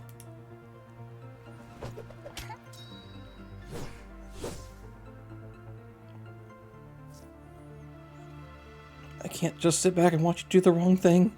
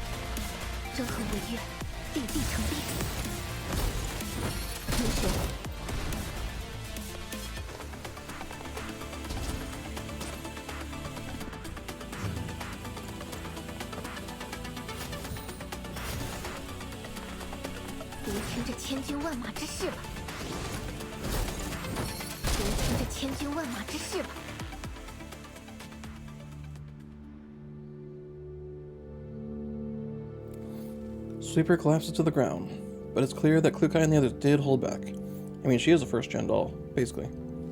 Like, literally first-gen AI, at least. After all, this was never a fight that needed to happen. Wait a minute. I just thought of something weird. So the first-gen dolls, or the first-gen AIs, of those that exist, if you get enough experience at that point to living, would you actually be like above other dolls in many ways? Wisdom-wise? I don't know. Because you would just if you upgraded all of your stuff just to modern systems, but kept your AI core, your programming, just running at faster processes, would you have more experience just actually change you? I really don't know. That is something we'll discover in about 30-40 years, maybe. Latara unties me. I roll my shoulders, then walk towards Sweeper. Commander. Klukai intends to stop me, but I shake my head and gesture to her that's fine. I'm not gonna apologize to you. This whole situation started from misunderstanding, but you acted on your own plans and motivations. On that, We didn't owe you anything. We don't owe you anything. I live by the sword and die by the sword. Just kill me. Fetusa already told me how you got rid of me with that old laptop.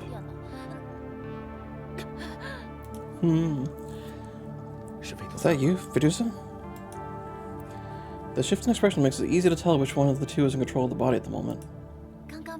I didn't get a chance to explain it earlier, but that laptop is my original body. So she really is an ancient AI, by like any standard of this world. Over the years, I've modified myself extensively, but our base code can still be confined within this laptop, as long as I reconnect to it.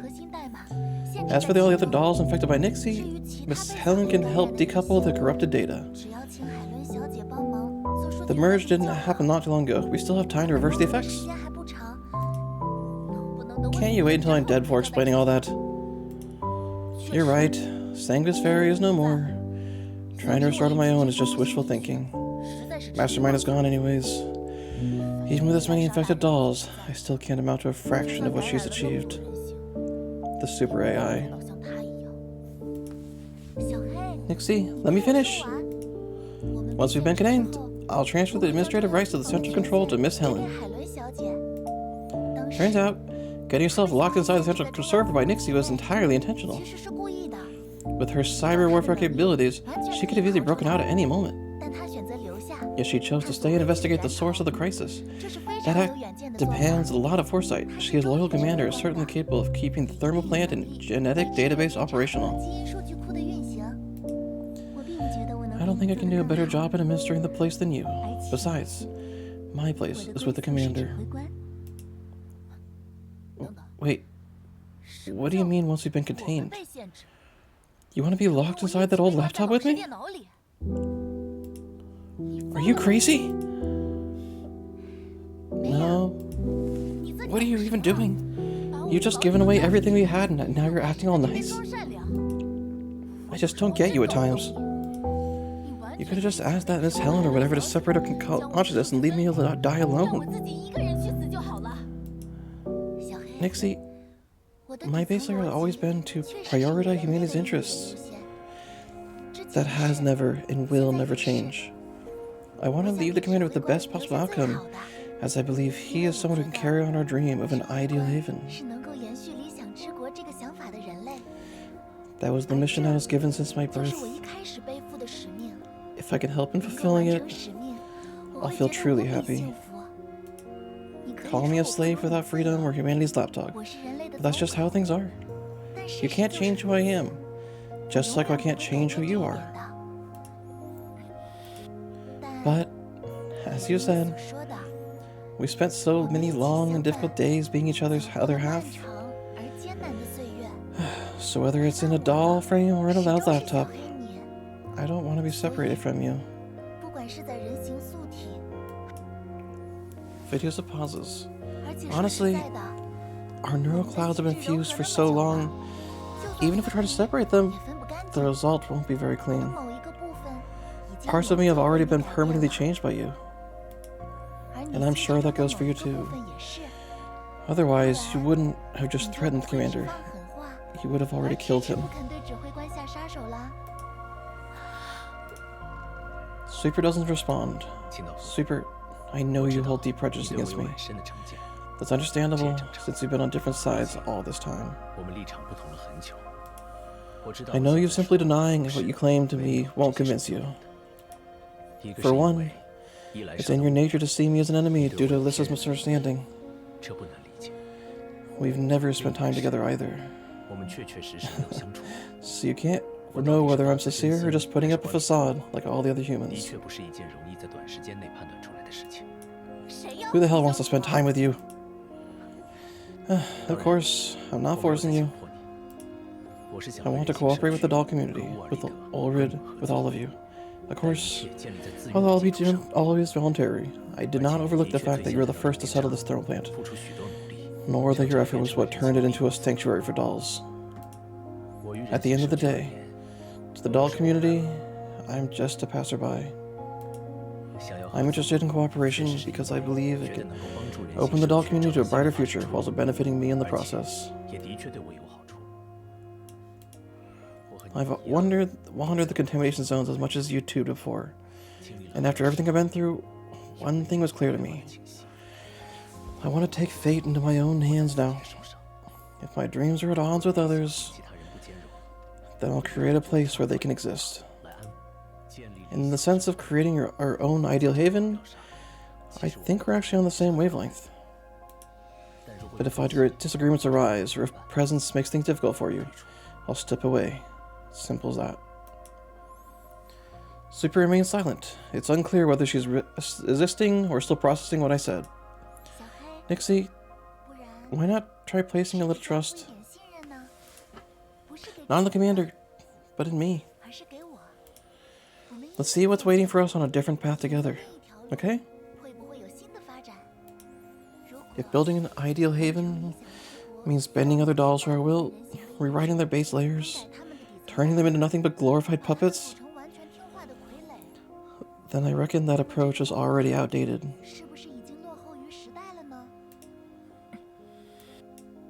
Leave me alone for a bit. Vitusa freezes for a moment, then turns to me. Nixie's left. Where did she go?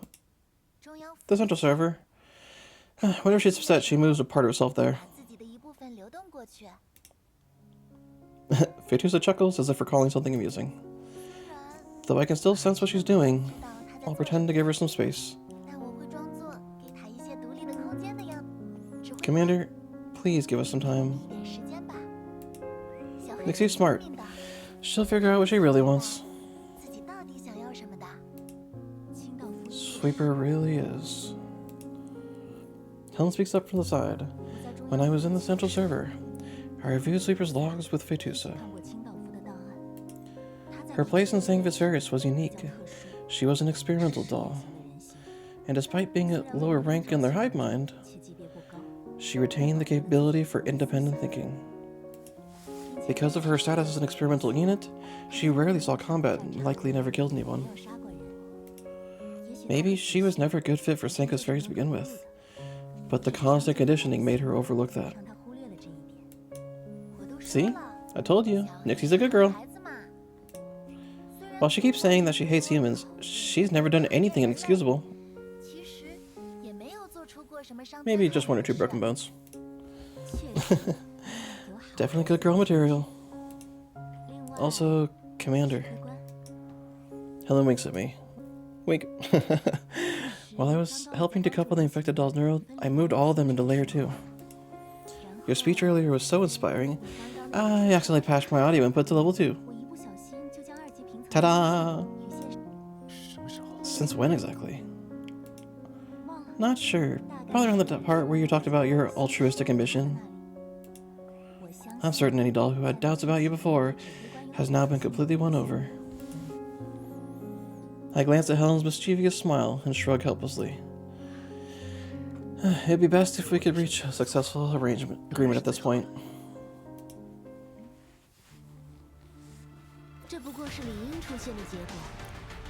They have green gold plants and an area filled with radiation. Portrait, ideal realm. My ideal future will definitely have you in it. Antiparallel Part 2. Much shorter than Part 1. Part 1 felt really, really long. Just you. Awaiting departure. Sometimes you can delay your departure just a little bit. A week has passed since the incident at the thermal plant. With Helen's help, the doll community's firewall has been strengthened considerably. The Elmo's radiation shielding system has finally been repaired as well after Mei Ling's countless all-nighters, so I've moved back in. Having worked late into the night these past few days, I realize a lot of things are just easier to handle at the comfort of my own little office. Would you like some hot coffee, Commander?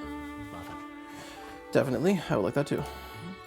Grosso stands behind me and prepares the cocoa. She looks calm, but the frequent clinking of the tableware gives away her unease. Helen already told me everything. Do you still plan to continue working with the doll community, Commander? If we want to build our influence, we'll need allies. And with the current status quo, going solo is irresponsible and reckless. The doll community's willingness to form a stable alliance with us is the best outcome I could have asked for. However, Sweeper remains a highly unstable factor. From a safety standpoint, I wouldn't recommend taking such a risk. It's fine, Groza. She's not a bad girl. The hook cuckoo smells great, though. Please wait a moment. After the sound of packaging being torn open, Groza sets the cup in front of me. A few marshmallows lazily float about on top of the richer cocoa. Life really isn't getting better, huh? I picked up the spoon, pressed the marshmallows down, and watched them slowly melt into the drink. What happened between Sweeper and me was mostly a misunderstanding. If we give her more time, more proof, she'll come around. And besides, there's also Fetusa. She probably didn't even realize it. But after all these years, Fetusa has had a huge influence over her. I mean, she did realize it. She said they basically merged. What kind of proof is there? No records of those Sangos dolls who joined with Griffin a decade ago? While she might still consider those fake, it's better than nothing. I'll ask someone to help me get them from Helion soon. Contacting Griffin right now will be no easy task. Yeah, I'm a wanted fugitive after all. I don't want to drag Griffin through the mud either. I'll have to think of a clever method to get through to them. The Offstream comm channel rings up. I check the caller's ID. It's Ulrud. Looks like whether the Elmo stays around or keeps wandering the Yellow Zone starting tomorrow will depend on this call. I smile at Groza and accept the call. Yo, Commander. Ulrud looks to be in good spirits. How have things been? How's the doll community taking Fetusa's existence? Frankly speaking, it's a little tricky. After all, Sweeper's actions are hard to reconcile with, so a good portion of dolls are uncomfortable with her presence. Sounds like the tension within the community has escalated again. The main concern is whether Sweeper will be able to take control with them again, and that's not something I can guarantee. Add on top of the fact that I didn't handle things to the best of my abilities this time either. They have no faith in me? As she goes on, Ulrud starts to look a little dejected. That's when I notice she has a small rubber pig in her hand. Maybe the pressure's getting to her.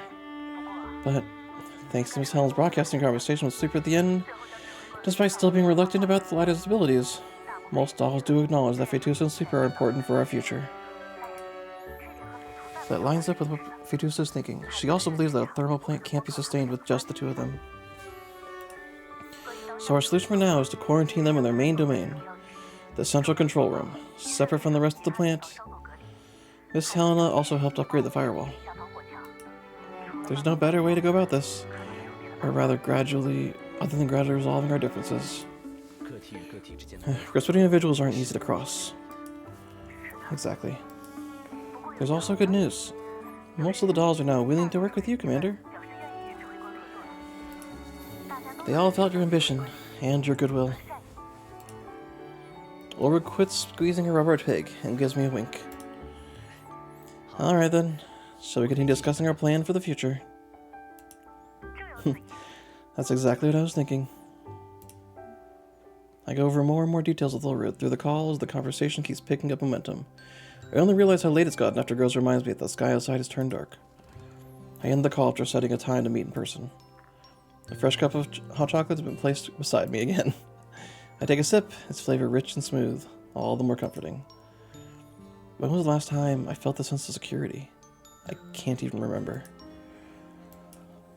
Well, there's no need to rush to depart again. Take a nap. Whose view is this?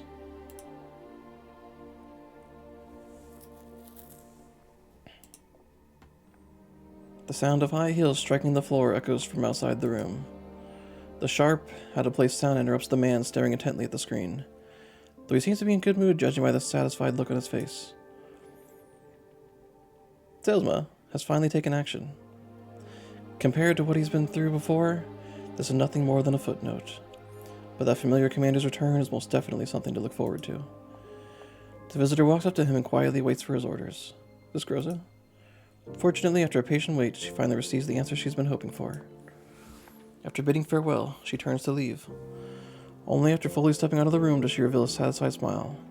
Then she lightly presses her fingers to her lips. And gently prints a kiss on the photo of the commander in the file. Oh, is it Fetusa then? I don't know if it's commander. That could be Helen, Fetusa, or Grozwick would do something like that.